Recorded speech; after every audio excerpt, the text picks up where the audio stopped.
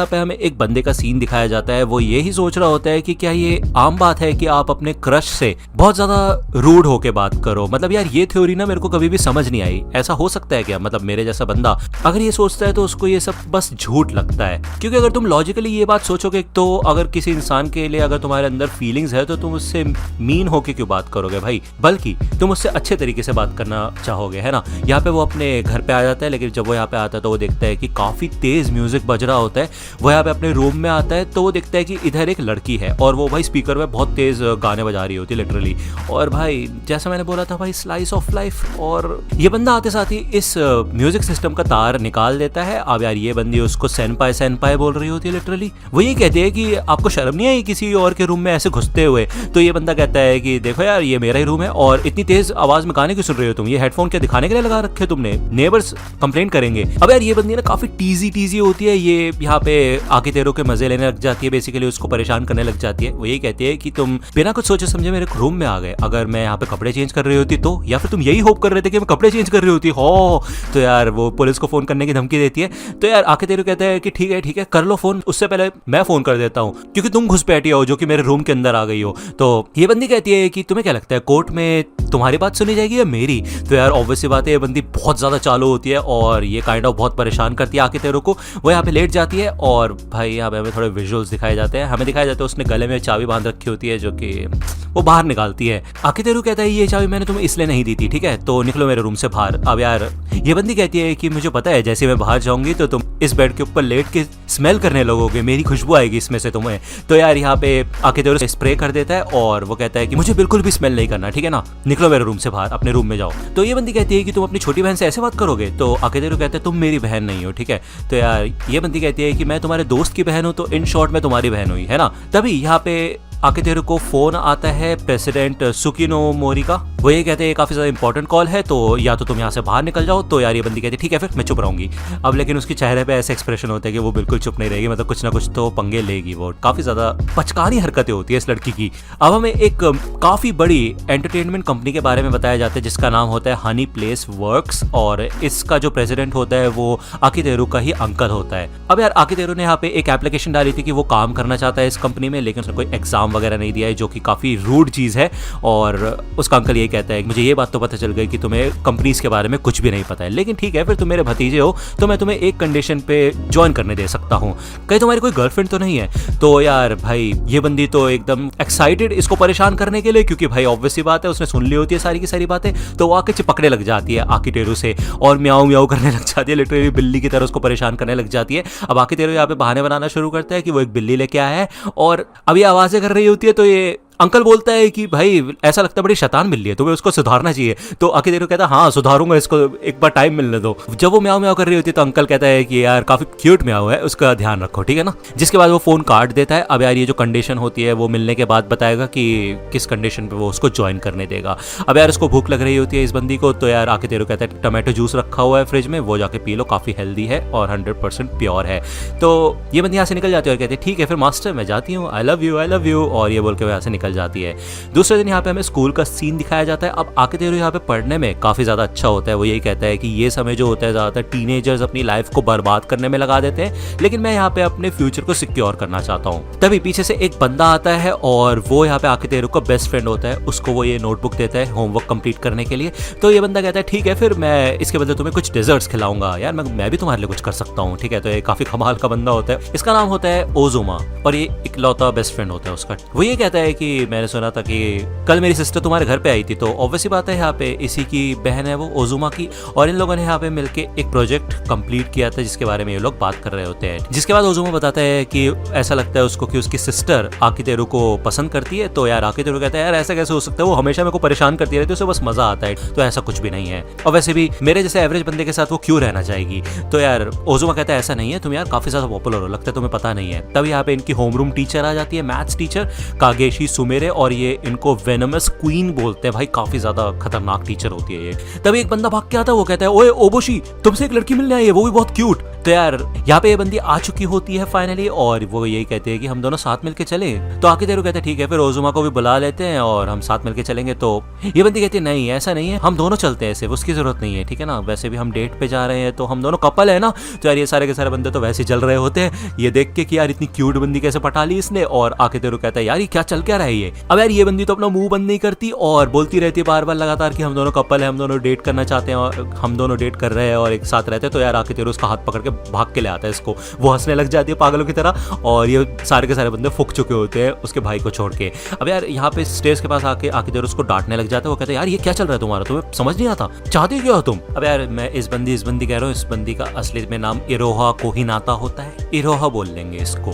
अब यार इरोहा ने कल की कॉल सुन ली थी, इस वजह से वो यहाँ पे जानबूझ के उसकी गर्लफ्रेंड बनने की एक्टिंग कर रही होती है, क्योंकि उसे पता होता है कि यार उसकी एम्प्लॉयमेंट की कंडीशन ये थी कि उसकी कोई गर्लफ्रेंड नहीं होनी चाहिए, इस वजह से वो उसको परेशान कर रही होती है, ऐसा लगता है आकितेरू को। ठीक है, उसको यहाँ पे धीरे धीरे करके काफी ज्यादा गुस्सा आने लग जाता है। वो कहता है कि देखो मेरा फ्यूचर दाव पे है और उसके बीच में टांग मत अड़ाओ। वो यहाँ से जाने लग जाता है, लेकिन पीछे से इरोहा आके उसको हक कर लेती है और ये कहती है कि आपको दिखाई क्यों नहीं देता सेनपाई, मैं इतनी कोशिश करती हूँ लेकिन आपको कोई फर्क ही नहीं पड़ता। अब यार ये सुन के तो आकितेरू की हार्ट बीट तेज होने लग जाती है उसने, क्योंकि उसको पीछे से आके हक कर लिया होता है और यहाँ पे उसको इमोशनली टॉर्चर करना शुरू कर देती है। लेकिन जैसे ही वो समझ जाती है कि शर्माने लग गया आकितेरू, वो कहते देखा फंसा दिया तुमको, मुझे पता ही था कि ऐसे कन्फेशन वाली चीज से तुम बहुत ज्यादा परेशान हो जाओगे, और क्योंकि तुम मेरे को लड़की मानते ही नहीं हो ना, तो कैसा फील हुआ तुमको। तो यहाँ पे भाई आकितेरू के कान भी लाल हो चुके होते लिटरली, और वो कहता है आज के बाद तुम्हारी एक बात पे यकीन नहीं करूंगा मैं, समझी। तो यार इरोहा को तो मजा आ रहा होता है, वो यही कहती है कि बहुत क्यूट लग रहे हो तुम, और वो यहाँ से भागना शुरू कर देती है और आकितेरू उसको पकड़ने के लिए जाता है।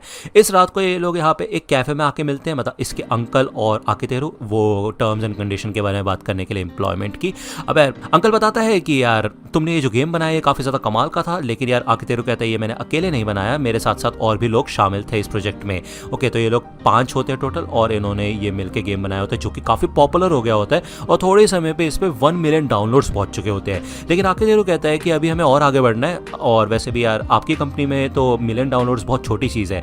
तो अंकल कहता है कि देखो यार तुम इंडिविजुअल हो और तुम अपने प्रोजेक्ट को हमारी कंपनी से कंपेयर मत करो, तुम सच में काफी ज्यादा कमाल के हो और ये तुम डिजर्व भी करते हो, ठीक है ना। तो यार ये लोग खाना वगैरह ऑर्डर करना शुरू करते हैं। अंकल बताता है कि ये लोग 3 हैं और एक और जना इनको ज्वाइन करने वाला है थोड़ी देर में, जिसके बाद यहाँ पे एक लड़की आती है ऑर्डर लेने के लिए। तो यार अंकल उठता है और भाई अपना चार्म दिखाना शुरू कर देते, उस लड़की को बोलते तुम्हारी फिंगर्स बहुत अच्छी है। अब यार ये सुन के तो ये लड़की शर्माने लग जाती है। अंकल कहता है कि क्यों ना तुम डिनर के बाद मेरे से मिलो। तो यार ये सुन के तो आकितेरू बहुत ज्यादा शॉक हो जाता है। अंकल कहता है कि देखो यार ये चीज करना जरूरी होता है, वरना लोगों को पता कैसे चलेगा तुम उन्हें पसंद करते हो, है ना। अब देखो उस लड़की को वहां पे जाके कैसे शर्मा रही है, मैं 1-2 बार और बोलूंगा ना उसको यही चीज तो वो पक्का पट जाएगी। तो आकितेरू यहाँ पे उठ जाता है, वॉशरूम में जाता है। अब यहाँ पे एक यूनिसेक्स वॉशरूम होता है, वो यहाँ पे जब इस डोर को ओपन करता है तो एक लड़की बेचारी बैठी होती है और देखते साथ ही वो उसको मुक्का मार देती है। दूसरी ओर यहाँ पे इरोहा होती है जो कि एक रिकॉर्डिंग स्टूडियो टाइप में बैठी हुई होती है। इधर एक और लड़की होती है जो कि उससे पूछती है कि तुम दोनों के बीच में क्या चल रहा है। तो इरोहा कहती है कुछ चल ही तो नहीं रहा हमारे बीच में। दूसरी ओर यहाँ पे हमें फिर से दिखाया जाता है आकितेरू का सीन। अब यार ये अंकल की ही बेटी होती है, बेसिकली आकितेरू की कजन होती है ये बंदी, जिसका नाम होता है माशिरो। अब यार माशिरो के साथ बचपन में वो खेला करता था लेकिन अब वो भूल चुका है उसको। अब यार हमें बताया जाता है कि वो एक ऑल गर्ल्स स्कूल में जाती है और अंकल चाहता है कि आकितेरू उसका फेक बॉयफ्रेंड बने, ठीक है। अब यार ये चीज तो माशिरो को बिल्कुल पसंद नहीं आती, लेकिन अंकल बहुत सीरियस हो जाता है, भाई टेबल पे हाथ वगैरह मार देता है बहुत तेज, और वो ये कहता है कि देखो यार इतनी मुश्किल से तो मैं तुम्हें कोएड स्कूल में भेज रहा हूँ और मैं नहीं चाहता वहाँ पे जो मौजूद राक्षस है वो तुम्हारे पीछे पड़ जाए, तो इससे अच्छा ये रहेगा कि तुम्हारा एक फेक बॉयफ्रेंड हो, एक बॉडीगार्ड टाइप जो तुम्हें बचा सके। तो इन शॉर्ट यही रीजन होता है उसका। ओके, तो बेसिकली आकितेरू का स्कूल ज्वाइन करने वाली होती है माशिरो, और माशिरो को ये आइडिया बिल्कुल भी पसंद नहीं होता है, लेकिन भाई यही कंडीशन होती है। अब यार ऑब्वियसली बात है कुछ तो रीजन होगा इसके पीछे। अंकल बोलता है कि ठीक है फिर मैं तुम्हें बताता हूँ कि रीजन क्या है। भले माशिरो उसको रोकने की कोशिश करती है, लेकिन फिर भी अंकल बताता है कि यार माशिरो काफी टाइम से स्कूल नहीं जा पा रही है। तो यार आकितेरू इनको रोक देता है। वो ये कहते हैं देखो यार मेरे को ये सब जानने की जरूरत नहीं है और मेरे को जानना भी नहीं है, मुझे बस यही इन्फॉर्मेशन चाहिए थी कि तुम मेरे स्कूल में आ रहे हो और कुछ नहीं जानना मुझे। मैं ऐसा इंसान नहीं हूँ जो कि लोगों की लाइफ में ताक झाक करे, और अगर यही कंडीशन है मेरी ज्वाइन करने की कंपनी को तो मैं तैयार हूँ। तो यार माशिरो को पसंद नहीं होता है आइडिया, लेकिन वो यही कहती है अगर फेक बॉयफ्रेंड की बात है तो ठीक है, फिर मुझे भी कोई प्रॉब्लम नहीं है। अब यार यहाँ पे आकितेरो अपना हाथ आगे बढ़ाता है हाथ मिलाने के लिए, लेकिन माशिरो हाथ नहीं मिलाती। वो कहती तुम एक नंबर के ठरकी हो, ठीक है, मेरे से बात करने की जरूरत नहीं है और ऐसा मत दिखाना कि हम दोनों दोस्त हैं। तो अंकल कहता है ऐसा लगता है तुम्हारी खूब पटेगी, लेकिन याद रखना कि तुम बस उसके फेक बॉयफ्रेंड हो। अगर कोई भी हरकत करी तो मुझे शायद समझाने की जरूरत नहीं है कि मैं क्या करूंगा। तो आकितेरो कहते हैं नहीं नहीं, उसकी चिंता मत कीजिए। वैसे भी माशिरो मुझसे एकदम नफरत करती है, और जो लोग तुमसे नफरत करते हैं ऐसा कैसे हो सकता है कि वो तुम्हें पसंद करते होंगे, है ना। तो यार आकितेरो सोचता है कि वो चारों तरफ से ऐसे ही लोगों से घिरा हुआ है करंटली, है ना। तो अंकल कहता है ठीक है, फिर कल से तुम ज्वाइन कर सकते हो। स्कूल का सीन दिखाया जाता है। जब यहाँ पे आकितेरो स्कूल आता है तो इरोहा उससे मिलने के लिए आती है और उसे थोड़ा छेड़ने की कोशिश करती है, लेकिन आकितेरो उसको इग्नोर कर रहा होता है। तो इरोहा कहती है क्या हुआ, तुम्हारी मीटिंग अच्छी नहीं गई क्या HPW वाले बंदे के साथ, उससे कुछ लेना देना है ना। तो आकितेरो ये बोल के चला जाता है कि इससे तुम्हारा कोई लेना देना नहीं है। तो वो यहाँ से निकल जाता है, लेकिन इरोहा उसके पीछे पीछे जाने लग जाती है। दूसरा यहाँ पे हमें माशिरो का सीन दिखाया जाता है। अब यार आपको पता होगा वो स्कूल ज्वाइन कर चुकी है, तो आते साथ वो यहाँ पे अपना इंट्रोडक्शन देती है पूरी क्लास को कि उसका नाम सुकिनोमोरी माशिरो है। और इसके अलावा यहाँ पे वो इंट्रोड्यूस कर देती है कि भाई वो असलियत में ओबोशी आकितेरो को डेट कर रही है। इसे देख के सबके सब बच्चे भाई शॉक हो जाते हैं, क्योंकि पहले से यहाँ पे एक जूनियर उसके पीछे पड़ी हुई है और अब इतनी कमाल की बंदी आ चुकी है और उसकी गर्लफ्रेंड है वो भी। जिसके बाद यहाँ पे आके बैठ जाती है माशिरो, लेकिन जब आकितेरो से बात करने की कोशिश करते तो माशिरो भाई उसको डरा देती है कि तुम एकदम ठरकी हो, तो तुम मुझसे बात करने की भी कोशिश मत करना। तो आकितेरो कहता है कि हम गर्लफ्रेंड बॉयफ्रेंड है तो तुम एक्टिंग तो कर लोगे ना ढंग से। तो माशिरा कहती है लोगों को वैसे भी कोई फर्क नहीं पड़ना चाहिए चाहे मैं तुमसे बात करूं या फिर ना करूं, समझे। तो भाई ओजुमा पूछता है कि भाई ये क्या सीन है भाई, तुमने बताया नहीं गर्लफ्रेंड के बारे में, क्या इसका लेना देना HPW से है। तो आकितेरो कहता है हाँ मैं इसके बारे में तुम्हें बताऊंगा। तो यार लंच ब्रेक में सारी की सारी बातें जो भी डीलिंग हुई है सुकिनोमोरी के बीच में आकितेरो के साथ, वो सारी की सारी बातें वो बता देता है ओजुमा को। अब यार आपको पता होगा कि इनकी जो डेवलपमेंट टीम है जिसका नाम है 5th फ्लोर अलायंस, इसमें 5 मेंबर है। 5 में से 2 को आप ऑलरेडी जानते हो, एक आकितेरो है और उसके साथ ओजुमा भी इसी टीम का मेंबर है। ओजुमा इसी टीम का मेंबर है, इसलिए आकितेरो उसको बता सकता है ये सीक्रेट। भले यहाँ पे बार बार ओजुमा उसको बताता रहता है कि इरोहा तुमसे कितना प्यार करती है। अब यार उसका एक और दोस्त होता है ना आगे जो बैठता है उसके ग्रीन से बालों वाला, वो कहता है कि वैसे यार मेरे को तो लग रहा था कि तुम्हारा उस जूनियर के साथ कुछ चल रहा है। इसे देख के यहाँ पे माशिरो भाई गुस्से में खड़ी हो जाती है जैसे कि वो सीरियस हो सच में। सही बताओ तो ये वो टाइम है जब मैं तुमसे पूछने वाला हूँ कि तुम्हारी फेवरेट कौन सी कैरेक्टर है। अभी 2 ही एपिसोड है बट बता दो यार, इरोहा वर्सेस माशिरो में से किसको चूज करोगे तुम। एनीवे यहाँ पे ये ग्रीन बालों वाला बंदा कागेशी सेंसे को बहुत ज्यादा पसंद करता है और उसको बॉडी वाले लोग काफी ज्यादा पसंद है। अब यार वो आपको पता होगा वेनमस क्वीन इनकी होमरूम टीचर, तो इसलिए वो यहाँ से भाग जाता है। यहाँ पे माशिरा लंच लाने के लिए कहती है आकितेरो को, क्योंकि भाई वो उसका फेक बॉयफ्रेंड है तो वो उसके लिए खाना वाना लेके आ जाता है। अब वो सोचता है कि यार एकदम से ये बदल कैसे गई और ज्यादा गुस्सा क्यों करने लगी, क्या उसको जलस फील हो रहा था, लेकिन ऐसा नहीं हो सकता क्योंकि वो उससे नफरत करती है। तो यहाँ पे इनकी होमरूम टीचर आ जाती है और वो पूछती है कि क्या तुमने होमवर्क कर लिया। तो यार एक बच्चा खड़ा होकर कहता है नहीं किया। तो यार ये टीचर यही कहती है कि मेरी बात ध्यान से सुनो, समझे, अपने वादों को हमेशा याद रखना, खुद को काफी ज्यादा स्ट्रिक्ट रखना, अगर कोई भी एरर हो तो अपने सुपीरियर्स को आके बताना जल्द से जल्द। ये वो क्वालिटीज है जो कि सोसाइटी चाहती है एक एडल्ट के अंदर हो। अब यार ये तो लेक्चर सुना देती है इनको, इनकी वाट लग जाती है काइंड ऑफ। अब यार ये लेक्चर इनका होता है, ये काफी ज्यादा स्ट्रिक्ट होती है। तो यार आकितेरो सोचता है कि यार माशिरा तो अभी अभी आई है तो वो कैसे झेल सकती है इतना स्ट्रिक्टनेस। टीचर जाने से पहले इधर आकितेरो को कहती है कि नेक्स्ट ब्रेक में तुम मुझसे आके मिलना काउंसलिंग ऑफिस में, ओके। तो यार ये सब के सब बच्चे तो डर जाते हैं, सोचते हैं भाई आकितेरो के साथ क्या होगा। तो आकितेरो कहता है कि क्या होगा भाई, खात हो ना जाएगी मेरे को। वो फाइनली यहाँ पे इस रूम में आता है तो हमें दिखाया जाता है भाई इस रूम के अंदर काफी सारे टॉर्चर डिवाइसेस होते हैं, काइंड ऑफ किलिंग डिवाइसेस भी होते हैं भाई। और यहाँ पे वो एक चेयर पे आके बैठता है तो यार ये टीचर उससे माफी मांगने लग जाती है लिटरली, और ऐसा लगता है भाई टेबल्स टर्न हो चुकी हैं काइंड ऑफ। और इन शॉर्ट अगर मैं आपको बताऊं तो यार ये जो टीचर होती है कागेशी, वो भी 5th फ्लोर अलायंस की एक हिस्सा होती है। असलियत में वो एक काफ़ी अच्छी बंदी है, लेकिन वो क्लास के सामने ऐसा दिखाती है कि सब उससे डरते हैं और उसके अंदर बहुत ज़्यादा ईको एटीट्यूड है। ओके, वो इलस्ट्रेटर है इनकी टीम की और अभी उसकी ड्यू डेट हो चुकी है। बेसिकली वो कभी भी डेडलाइन पे काम नहीं देती, तो वो सारी की सारी बातें जो क्लास में वो बोल रही थी कि अपने प्रोमिसेस याद रखना और स्ट्रिक्ट रहना और कोई भी एरर होता है तो सुपीरियर को बताना, तो वो ये ताने मारता है कागेशी को, तो वो बेचारी परेशान हो जाती है। एनीवे वो है तो उसकी टीचर ही, लेकिन साथ में उसका टीम का हिस्सा भी है, तो ऑब्वियसली बात है उसका फर्ज बनता है कि अपने टीम मेंबर्स को लाइन पे रखे। हमें पहले का सीन दिखाया जाता है जब वो यहाँ पे अपने इलस्ट्रेटर को ढूंढ रहा था, तो उसको एक आर्ट काफ़ी ज़्यादा पसंद आती है। वो देखता है कि यार ये आर्ट काफ़ी कमाल की है, तो वो सच में इसको यूज़ कर सकता है। लेकिन जब वो मिलता है कि ये किसने बनाई है, तो यार वो देखता है कि ये उसी की टीचर है और यहाँ पे वो बिल्कुल भाई फैन गर्ल बन के घूम रही होती है। तो यार ये वो एक सीक्रेट होता है जिसको वो प्रोटेक्ट करना चाहती होती है, इसी वजह से यहाँ पे आकितेरो के पास अपर हैंड होता है। है। वो यहाँ पे काइंड ऑफ बहुत ज़्यादा ब्लैकमेल भी करता है अपनी टीचर को कि यार ये स्कूल में बात फैला दूंगा, और साथ तो मिलकर काम कर ही रहे तो चिंता वाली बात नहीं है। कागेशी पूछती है माशिरो के बारे में, तो यार आकितेरो उसको वो डील के बारे में बता देता है क्योंकि वो भी उसकी टीम का हिस्सा है, तो उसको जानने का हक है ना। कागेशी को थोड़ी बहुत इन्फॉर्मेशन मिली होती है कि पिछले स्कूल में माशिरो को बुली किया गया था क्योंकि उसके क्लासमेट्स को उसके बारे में कोई सीक्रेट पता चल चुका था, तो इस वजह से वो काफी ज्यादा परेशान थी, लेकिन वो चाहती है कि स्कूल में वो काफी अच्छे से रहे। अब इनका छुट्टी का टाइम हो चुका होता है। आकितेरो यहाँ पे पूछता है माशिरो से कि क्या हम दोनों साथ में चलें, तो यार वो पहले तो काफी ज्यादा गुस्सा हो जाती है, लेकिन भाई लोग बात बनाने लग जाते हैं कि यार ये तो काफी ज्यादा स्ट्रिक्ट है, लेकिन उसके बाद वो शर्माने लग जाती है और कहती है कि प्लीज मुझसे बात मत करो और मेरी तरफ मत देखो। वो यहाँ से बोल के ये भाग जाती है। आकितेरो इधर ओजुमा को अपने साथ चलने के लिए कहते हैं, लेकिन उसको प्रेस ने कुछ एरेंड्स लाने के लिए बोला होता है तो वो नहीं आ सकता। जब यहाँ पे तैयार होते जाने के लिए आकितेरो, तभी पीछे से भाई इरोहा आ जाती है और भाई क्या ही बोलूँ मैं, वो पीछे से हक कर लेती है उसको आके। ठीक है, वो बोलती है कि तुम्हें थोड़ा अजीब सा नहीं लग रहा मैंने तुम्हें पीछे से हक कर रखा है, तो आकितेरो कहता है कि क्या कहना क्या चाहती हो तुम, तो इरोहा कहती है अच्छा तो तुमने नोटिस नहीं किया सॉफ्ट सॉफ्ट तुम्हारे बैक पे कुछ फील हो रहा होगा तुम्हें। तो यार आकितेरो पहले तो सोचते हैं भाई इसमें नॉर्मल से क्या बात है, अगर पीछे से हक करेगी तो उसके ब्रेस्ट तो टच होंगे ही, है ना। लेकिन फिर वो याद करता है कि भाई आमतौर पर लोग क्लोथ्स पहनते हैं, अंडरगारमेंट्स पहनते हैं, लेकिन असलियत में जब ये क्लोथ्स पहने जाते हैं तो जो उनके ब्रेस्ट का असली नेचर है वो सामने नहीं आता, मतलब वो फील ठीक से नहीं होते। इसका मतलब ये है कि इरोहा ने अंदर कुछ नहीं पहना। ठीक है, वो ये कहती है कि मेरे बटन्स वगैरह खुल चुके हैं और मैं नहीं चाहती कि कोई मेरे ब्रेस्ट को देख ले, इसी वजह से मैंने अपने ब्रेस्ट को छुपा रखा है तो मैं हक करके, और वो काइंड ऑफ उसे बहुत परेशान करने लग जाती है। अब यार आकितेरो पॉसिबिलिटीज़ के बारे में सोचने लग जाता है कि क्या ये सच हो सकता है या फिर नहीं हो सकता। अगर बाई चांस सच हुआ तो पूरा स्कूल उसको देख लेगा, जो कि काफ़ी बुरी बात है। और वैसे भी अभी इस समय वो माशिरो को डेट कर रहा है तो उसको भी बिल्कुल पसंद नहीं आएगी ये सारी चीज़ें, और उसके अंकल को पता चल गया तो वैसे ही उसकी बैंड बजेगी।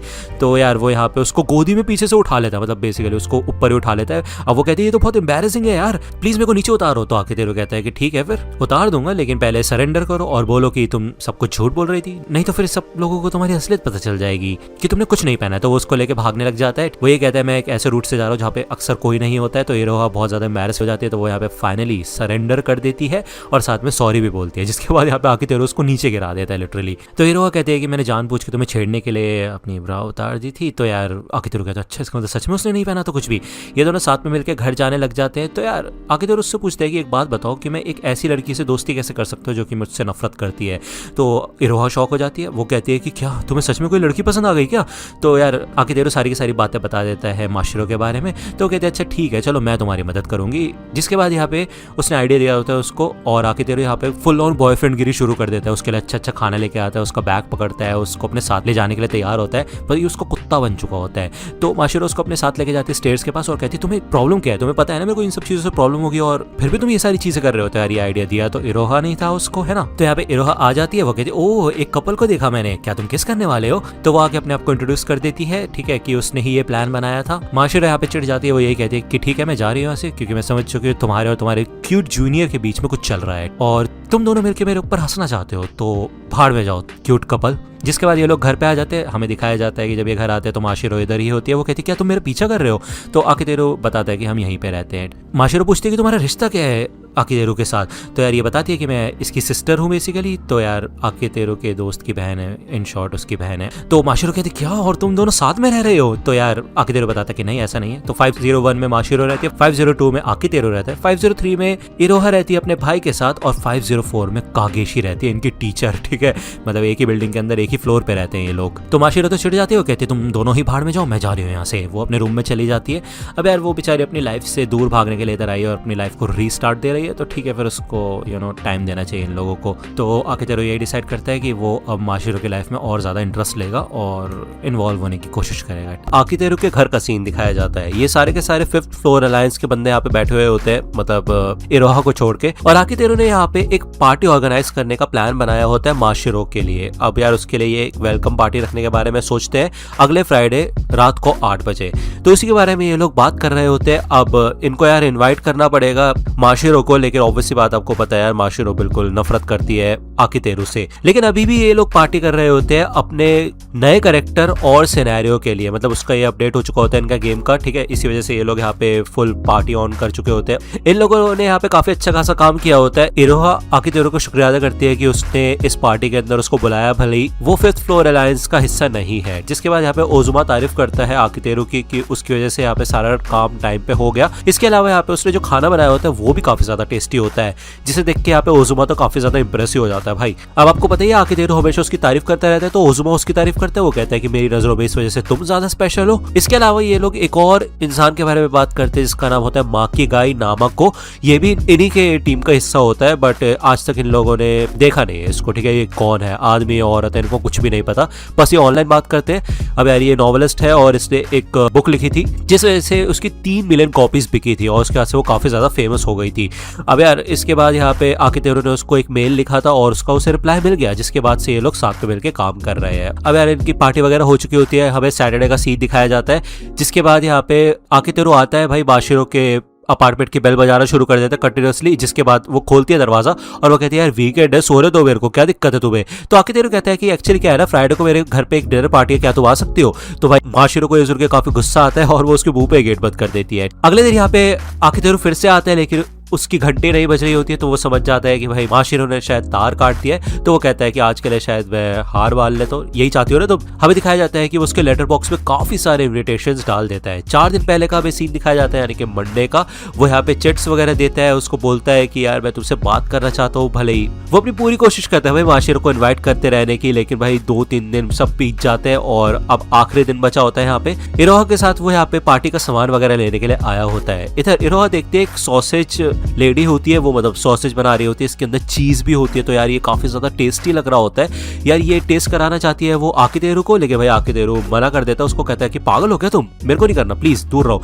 तो यार ये औरत कहती है कि यार तुम अपनी गर्लफ्रेंड के साथ ऐसा बिहेव मत करो, प्लीज यार खा लो। तो आकितेरू कहता है अच्छा ठीक है चलो खिलाओ। तो इरोहा कहती है नहीं मेरे को पता है कि तुम्हें नहीं खाना, तो मेरे से थोड़ी सी विनती करो और मेरे को मनाने की कोशिश करो। तो यार आकितेरू चिढ़ जाते हैं, लेकिन उसके बाद वो बोलता है कि प्लीज मेरे को खिलाओ, मुझे खाना है, अपने हाथ से खिलाओ। अब यार ये औरत तो काफी खुश हो जाती है, वो कहती है कि कितने क्यूट कपल है, लेकिन आपको पता है ये लोग कपल नहीं है। इरोहा यहाँ पे जब उसे खिलाती है तो उसे काफी ज्यादा अच्छा लगता है। एनीवे ये लोग फिर अपनी शॉपिंग पे निकल जाते हैं। आकितेरू बताता है कैसे इरोहा और माशिरो दोनों पोलर ऑपोजिट है, दोनों एकदम अलग अलग इंसान है। क्योंकि इरोहा हमेशा कहती रहती है कि वो आकितेरू से प्यार करती है, लेकिन वही दूसरी ओर माशिरो से कहती रहती है कि तुम मर क्यों नहीं जाते, मैं तुमसे नफरत करती हूँ लिटरली। इरोहा उसे यही बताती है कि वैसे अक्सर मैंने तुम्हें देखा है कि तुम ना हार नहीं मानते, तुम अपना 100% देते हो और काइंड ऑफ पीछे नहीं हटते। लेकिन माशिरो के केस में मुझे ऐसा लग रहा है कि तुम अपना 100% नहीं दे रहे हो उसे इनवाइट करने के लिए। तो यार ऑब्वियस सी बात है, जो भी उसकी टीम के मेंबर्स है ना, वो अपनी लाइफ में कुछ ज्यादा खास कर नहीं पा रहे थे। उसको ये चीज बिल्कुल नहीं पसंद है कि जिन लोगों के पास स्किल्स है, टैलेंट है, वो अपना स्किल ठीक से इस्तेमाल नहीं कर पाते, तो वो वेस्ट हो जाता है। तो यार ये चीज बिल्कुल भी पसंद नहीं है आकितेरू को। तो यहाँ पे एक कैन उतारने की कोशिश कर रही होती है इरोहा काफी देर से, लेकिन वो जब ये उतारने के लिए कूदती है तो वो नीचे गिर जाती है, लेकिन भाई उसको पकड़ लेता है आकितेरू। और इरोहा यही कहती है कि देखा तुमने मेरे को पकड़ लिया जब भी मैं कुछ ऐसी चीज करती हूँ, तो इसलिए मेरा भाई भी तुम्हारे ऊपर काफी ज्यादा भरोसा करता है। जिसके बाद हमें यहाँ पे माशिरो का सीन दिखाया जाता है। उसके पास काफी सारे इन्विटेशन आए होते हैं, लेकिन वो सब मोड़ के फेंक देती है और वो ये कहती है कि मैं नहीं जाने वाली, चाहे आकितेरू मेरे को कितना भी इन्वाइट कर ले।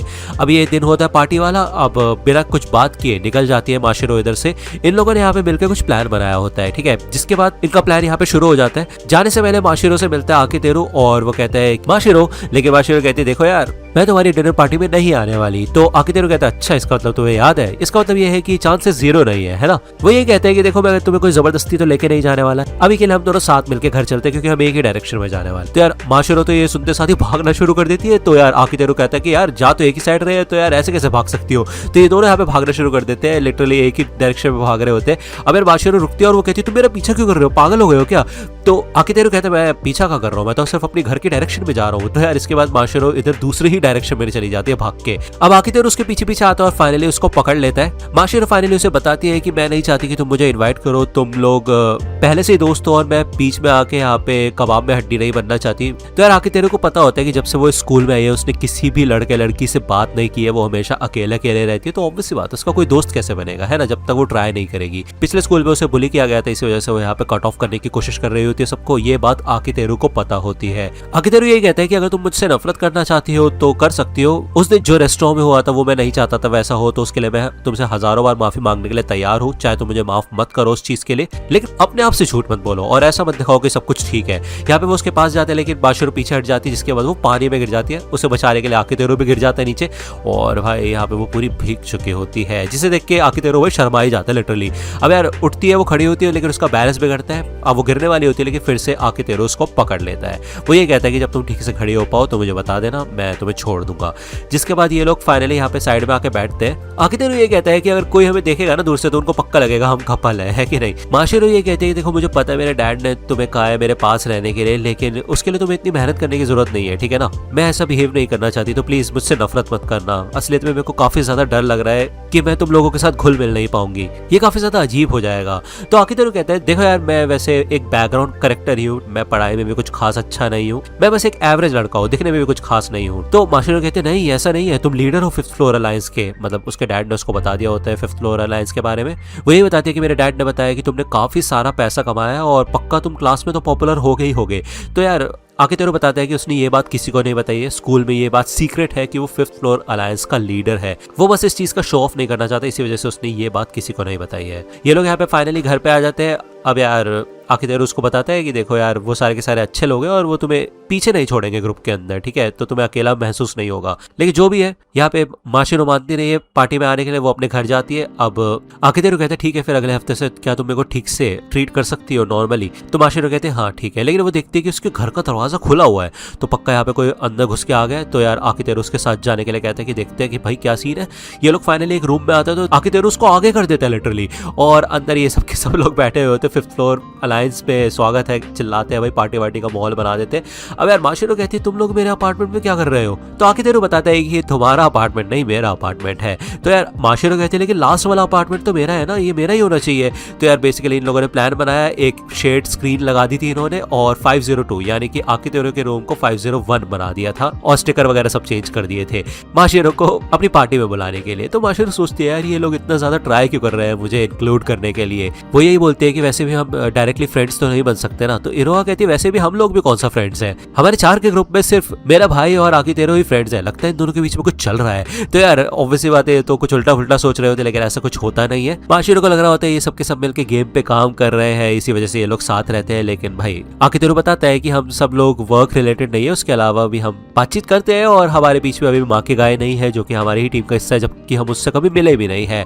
लेकिन हमारे बीच में इससे कुछ बदलेगा नहीं, ठीक है ना। जिसके बाद ये फाइनली पार्टी वार्टी कर लेते हैं। ओके मतलब माशिरो खुश हो जाती है काफी ज्यादा। हमें यहाँ पे एंड क्रेडिट्स के बाद का एक सीन दिखाया जाता है जिधर इरोहा अपने साइड वाले अपार्टमेंट्स में से भाई पता नहीं कहां से वॉलपेपर फाड़ के इस रूम में आ जाती है, ठीक है, और आकितेरो से बात करती है और हमें एक चीज रिवील की जाती है कि इरोहा भी यहाँ पे फिफ्थ फ्लोर अलायंस का हिस्सा है, वो वॉइस एक्टिंग करती है गेम में, लेकिन ये चीज इन लोगों ने सीक्रेट रखी हुई है। अब ये बात इनके ग्रुप को बिल्कुल भी नहीं पता होती है, उसके बावजूद यहाँ पे आकितेरो ने उसको अपने ग्रुप का पार्ट बनाया है, इसी वजह से वो उसको शुक्रिया अदा कर रही होती है। वो ये कहती है कि उस दिन अच्छा हो तुम मेरे से मिलने आए थे। इसके बाद हमें यहाँ पे इन दोनों की बैक स्टोरी दिखाई जाती है, ठीक है, कि ये लोग मिले कैसे थे असलियत में। इधर हमें एक साइंस रूम का सीन दिखाया जाता है और आकितेरो यही सोच रहा होता है कि ओजुमा उस टाइम पे ना काफी साइंस का कीड़ा हुआ करता था। बेसिकली वो ऐसे ऐसे एक्सपेरिमेंट्स करता था जो सच में काफी ज्यादा खतरनाक होते थे, जिस वजह से यहाँ पे उसके लिए भाई लैब को बंद कर दिया गया था। तो आकितेरो यहाँ पे उसके पास आता है और वो कहता है ये सारे एक्सपेरिमेंट तो अपने घर पे भी तो कर सकते हो ना।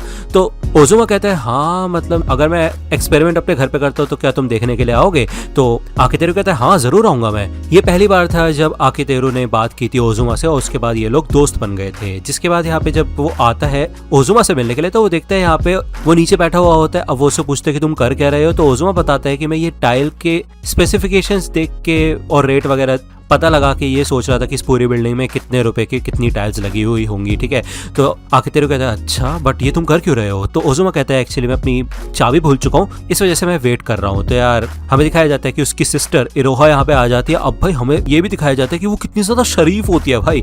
यहाँ पे ओजुमा बता देता है कि आकितेरो उसका दोस्त है। जिसके बाद यहाँ पे हमें दिखाया जाता है कि इरोहा काफी ज्यादा शर्मा रही होती है, वो ठीक से बात नहीं कर पाती। आकितेरो ये याद करता है कि हाँ उसे याद आया कि पहले इरोहा काफी ज्यादा शाय रहती थी और वो इतना इरिटेट इरिटेट नहीं करती थी उसे जितना वो आज करती है। जिसके बाद इन लोगों ने यहाँ पे बातचीत करना शुरू कर दी थी।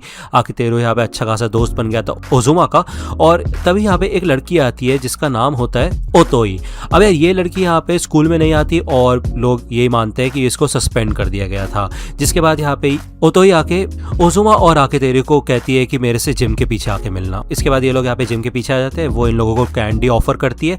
तो बेसिकली वो यहाँ पे आई इसलिए होती है क्योंकि उसको एक लड़की के बारे में पता लगाना होता है, एक जूनियर जिसका नाम होता है इरोहा, मतलब ओजुमा की सिस्टर के बारे में वो जानना चाहती है क्योंकि वो बताती है कि इरोहा काफी टाइम से डिलिंक्वेंट से बात कर रही है और वो काइंड ऑफ उनके साथ टाइम स्पेंड करना चाहती है। तो वो बस ये जानना चाहती है कि वो असलियत में लड़की कैसी है और उसके मेन इंटेंशंस क्या हैं। अब यार ओजुमा से जब वो पूछती है कि वो कैसी लड़की है तो ओजुमा तो कुछ खास ज्यादा बता नहीं पाता उसके बारे में। तो आकितेरू मन में सोचता है कि यार ऐसा कैसे हो सकता है, ओजुमा कभी भी आंसर देने में अटकता नहीं है, तो ये हो क्या रहा है अभी। और तो यही कहती है कि उसको देख के तो ऐसा लगता है कि वो बहुत पढ़ाकू लड़की है, तो वो ऐसे डिलिंक्वेंट तो नहीं बन सकती, लेकिन ऑब्वियसली बात है अगर वो मेरे से भीख मांगेगी तो हाँ मैं उसे ज्वाइन कर लूंगी। जिसके बाद ये बंदी यहाँ से चली जाती है। भले लोग उसके बारे में थोड़ा बहुत गलत समझते हैं, लोगों को लगता है कि वो सस्पेंड हो चुके, लेकिन ऐसा नहीं है, वो जानबूझ के ही स्कूल नहीं आती है। आकितेरू पूछता है कि तुम आंसर देने में अटक क्यों गए थे। तो यहाँ पे ओजुमा बताता है क्योंकि यार वो भले मेरी सिस्टर है लेकिन मेरी उससे कुछ खास बात नहीं होती है। अब यार आकितेरू कहता है कि कल तो तुम अच्छे से बात कर रहे थे। तो ओजुमा कहता है कि नहीं, कल भी हम कहाँ अच्छे से बात कर रहे थे, वो तो बस मुझे चाबी दे रही थी, उसके अलावा और कुछ नहीं। तो यहाँ पे वो बताता है कि उसके डैड तो भाग गए थे पहले, उसकी मॉम बिजी रहती है अपने काम में, तो ये दोनों यहाँ पे बात नहीं करते, अपने अलग अलग रूम्स में रहते हैं, तो इनके बीच में वो सिबलिंग्स वाला कोई कनेक्शन नहीं है। तो यार आकितेरू समझ जाता है कि यार ये तो प्रॉब्लम है। जिसके बाद वो यहाँ पे एक प्लान बनाता है। वो यही कहता है चलो ठीक है आज मैं तुम्हारे घर पे आता हूँ गेम खेलने के लिए। तो यार वो उसके अपार्टमेंट में आता है तो वो देखता है कि ये लिविंग रूम काफी ज्यादा क्लीन होता है और लिविंग रूम में टीवी भी नहीं होता। इसका मतलब ये है कि ये लोग टाइम स्पेंड नहीं कर सकते साथ में बैठ के। तो हमें दिखाया जाता है कि यार ओजुमा का रूम काफी ज्यादा गंदा हो रहा होता है, सब कुछ इधर उधर बिखरा हुआ होता है। यहाँ पे हमें दिखाया जाता है कि उसने अपने पीसी बिल्ड भी खुद ही किए थे, तो वो काफी कमाल का बंदा होता है। ये लोग गेम खेलना शुरू कर देते हैं। जिसके बाद इरोहा भी घर पे आ जाती है। अब आकितेरू यहाँ पे वॉशरूम जाने के लिए बहाना बना के बाहर निकलता है, लेकिन उसको पता लगाना होता है कि इरोहा कैसी लड़की है। तो यहाँ पे उसके रूम के बाहर खड़ा होकर भाई बातें सुनने लग जाता है। वो सुनता है कि इरोहा किसी लड़की से बात कर रही है जो कि म्यूजिक गाती है। ये सारी बातें जब वो सुन रहा होता है तभी इरोहा भाई गेट खोल के बाहर आ जाती है। अब यहाँ पे वो चिल्लाने वाली होती है, लेकिन भाई आकितेरू उसके मुंह पे हाथ रख के उसको कमरे के अंदर ले जाता है और कहता है कि प्लीज चिल्लाना मत, अब मैं तुम्हारे मुंह से हाथ हटाने वाला हूँ, प्लीज चुप रहना। अब यहाँ पे वो हाथ हटाता है और छूटते साथ ही यहाँ पे इरोहा उसके गाल पे चाटा मार देती है। और भाई ठीक भी है, बनता भी है, भाई बिना पूछे ऐसे कैसे कर सकता है वो। और यही बात इरोहा भी उसको कहती है कि एक तो तुम किसी और के घर में आए हो और छुप के लोगों की बातें सुन रहे हो, कहीं ऐसे तो नहीं जब तुमने मुझे पहली बार देखा था तो तुम्हें मुझसे प्यार व्यार हो गया था। तभी वो देखता है कि यहाँ पे कॉल आता है इरोहा के फोन में टाचिबाना आसागी नाम की लड़की का। अब काइंड ऑफ वो भी एक डिलिंक्वेंट होती है जिसके बारे में ओटोई ने उसको बताया था। तो आकितेरू को समझ आ जाता है कि यार इन सब का लेने देना उसी चीज से है। वो इस बारे में बात करता है इरोहा से, लेकिन इरोहा उसको बिल्कुल भी भाव नहीं देती, उससे ठीक से बात भी नहीं करती, इवन उसके अपने भाई से भी कुछ ज्यादा खास बनती नहीं है। तो वो बार बार यही कहते रहते कि तुम जाओ मेरे रूम से बाहर। जिसके बाद यहाँ पे हमें दिखाया जाता है कि अगले दिन आकितेरू स्कूल से ये बोल के निकल जाता है कि उसको फीवर है। वो यहाँ से जा रहा होता है तो काफी ज्यादा धूप हो रही होती है, तो वो यहाँ पे कुछ पानी वानी पीता है। वो बातें याद करता है कि इरोहा क्या क्या बात कर रही थी उस लड़की से, और उसने सुना था कि यार वो इसी एरिया में गाती है। तो वो यहाँ पे ढूंढना शुरू करता है, तो उसको फाइनली वो लड़की मिल जाती है टाचिबाना, जो कि यहाँ पे गिटार के साथ भाई गाना भी गा रही होती है काफी अच्छा। वो आके उससे मिलता है। अब यार आसागी भी उसको पहचान जाती है। वो कहती है अच्छा तुम वही बंदे हो ना जो इरोहा के रूम में घुस गए थे ठरकी कहीं के, और तुम मुझे ढूंढते ढूंढते यहाँ पे आ गए। तो ये लोग यहाँ पे बात करना शुरू करते हैं। वो अपना इंट्रोडक्शन देता है कि यार ये लोग एक ही स्कूल में और वो उसका सीनियर है, सेकंड ईयर में है, अपना नाम बताता है। लेकिन यार आसागी को कोई फर्क नहीं पड़ता। वो कहती है मैं नाम भूल जाती हूँ, जो लोग मेरे लिए मैटर नहीं करते उनका, तो मैं तुम्हें बस सेनपाई कह दूंगी। जिसके बाद यहाँ पे हल्के हल्के चक्कर आने लग जाते हैं आकितेरू को और वो बेहोश हो जाता है। उस समय यहाँ पे आसागी काफी ज्यादा डर गई थी, उसने उसे उठाने की कोशिश की थी। जिसके बाद उसने ओटोई को कांटेक्ट किया था। यहाँ पे हमें फिर से अभी का सीन दिखाया जाता है। अब यार आकितेरू इरोहा को बताता है कि उस दिन साल का सबसे गर्म दिन था, इस वजह से मैं बेहोश हो गया था। तो इरोहा कहती हाँ, और मुझे पक्का यकीन है कि तुम ओटोई के पैरों पे पक्का लेटे होगे पिलो समझ के, है ना। तो आकितेरू कहता हाँ, उसने खुद रखा था मेरा सर वहां पे और मेरे कंट्रोल में नहीं था ना वो सब, और उसके बाद भी बहुत सारी चीजें हुई थी। जिसके बाद हमें यहाँ पे फिर से पहले का सीन दिखाया जाता है। अब आकितेरू इधर आसागी और इरोहा से आके मिलता है कैफे में और बात करता है वो डिलिंक्वेंट्स के बारे में। इवन एक चीज हमें रिवील होती है यहाँ पे कि इरोहा एक सिंगर बनना चाहती है, ठीक है, उसका इंटरेस्ट है ऐसी एक्टिविटीज के अंदर, लेकिन ये लोग कुछ छुपा रहे होते हैं। जिसके बाद ये बता देते हैं, रिवील कर देते हैं कि जो इरोहा की मॉम है ना, वो नहीं चाहती कि वो किसी भी चीज में पार्टिसिपेट करे, ठीक है, तो वो बस अपने पैशन को फॉलो करना चाहती है।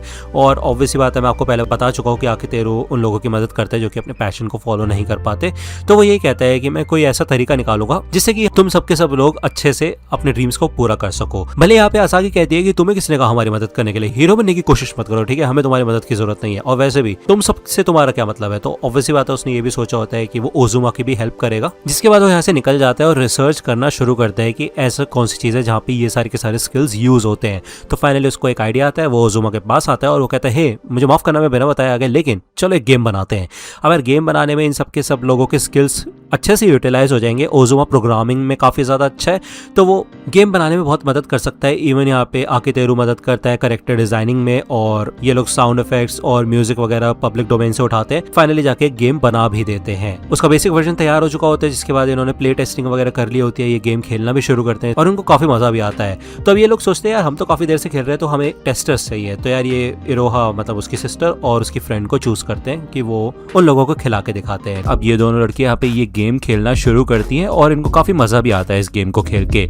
अब यार ये लोग रिव्यू पूछते हैं इस गेम के बारे में, तो टाचिबाना कहती है कि ये गेम कुछ खास नहीं था, इसका म्यूजिक बहुत चीप क्वालिटी का था और आर्ट कुछ ज्यादा खास नहीं थी, ठीक है, तो ओके ओके था गेम। लेकिन मुझे यकीन नहीं हो रहा कि मैंने इस गेम को सिर्फ गेम प्ले की वजह से इतनी देर तक खेला और मैंने काफी एंजॉय भी किया। तो आकितेरू बताते हैं कि हाँ यही तो बात है, क्योंकि आज तक के जितने भी गेम्स है ना उसके अंदर हमें सिर्फ प्रिटेंड करना होता है। आज तक जो भी हम गेम्स खेलते हैं, rock paper and scissors, tag हो गया या फिर कोई भी गेम हो गया जो हमने पहले बचपन में बहुत खेले हैं, उनके रूल्स सिंपल होते हैं। इसी वजह से सिर्फ लोग जीतने पे फोकस करते हैं, उन्हें ज्यादा दिमाग नहीं चलाना पड़ता। और यही कमाल की बात है गेम्स की। और हम अगर ऐसे गेम्स बनाते हैं जिनके अंदर लोगों को ज्यादा मेहनत करने की जरूरत नहीं है तो वो जरूर काफी ज्यादा पॉपुलर हो सकते हैं। लेकिन एक बात तुमने बिल्कुल सही कही कि हमारा म्यूजिक बिल्कुल भी अच्छा नहीं था, लेकिन काश हम किसी ऐसे इंसान को जानते जो कि हमारे लिए म्यूजिक को कंपोज कर देता। तो टाचिबाना कहती है कि तुम कहना क्या चाहते हो, तो आकितेरू इन दोनों को यही बोलता है कि क्या तुम दोनों हमारे साथ मिलकर इस गेम को डेवलप करना चाहोगे।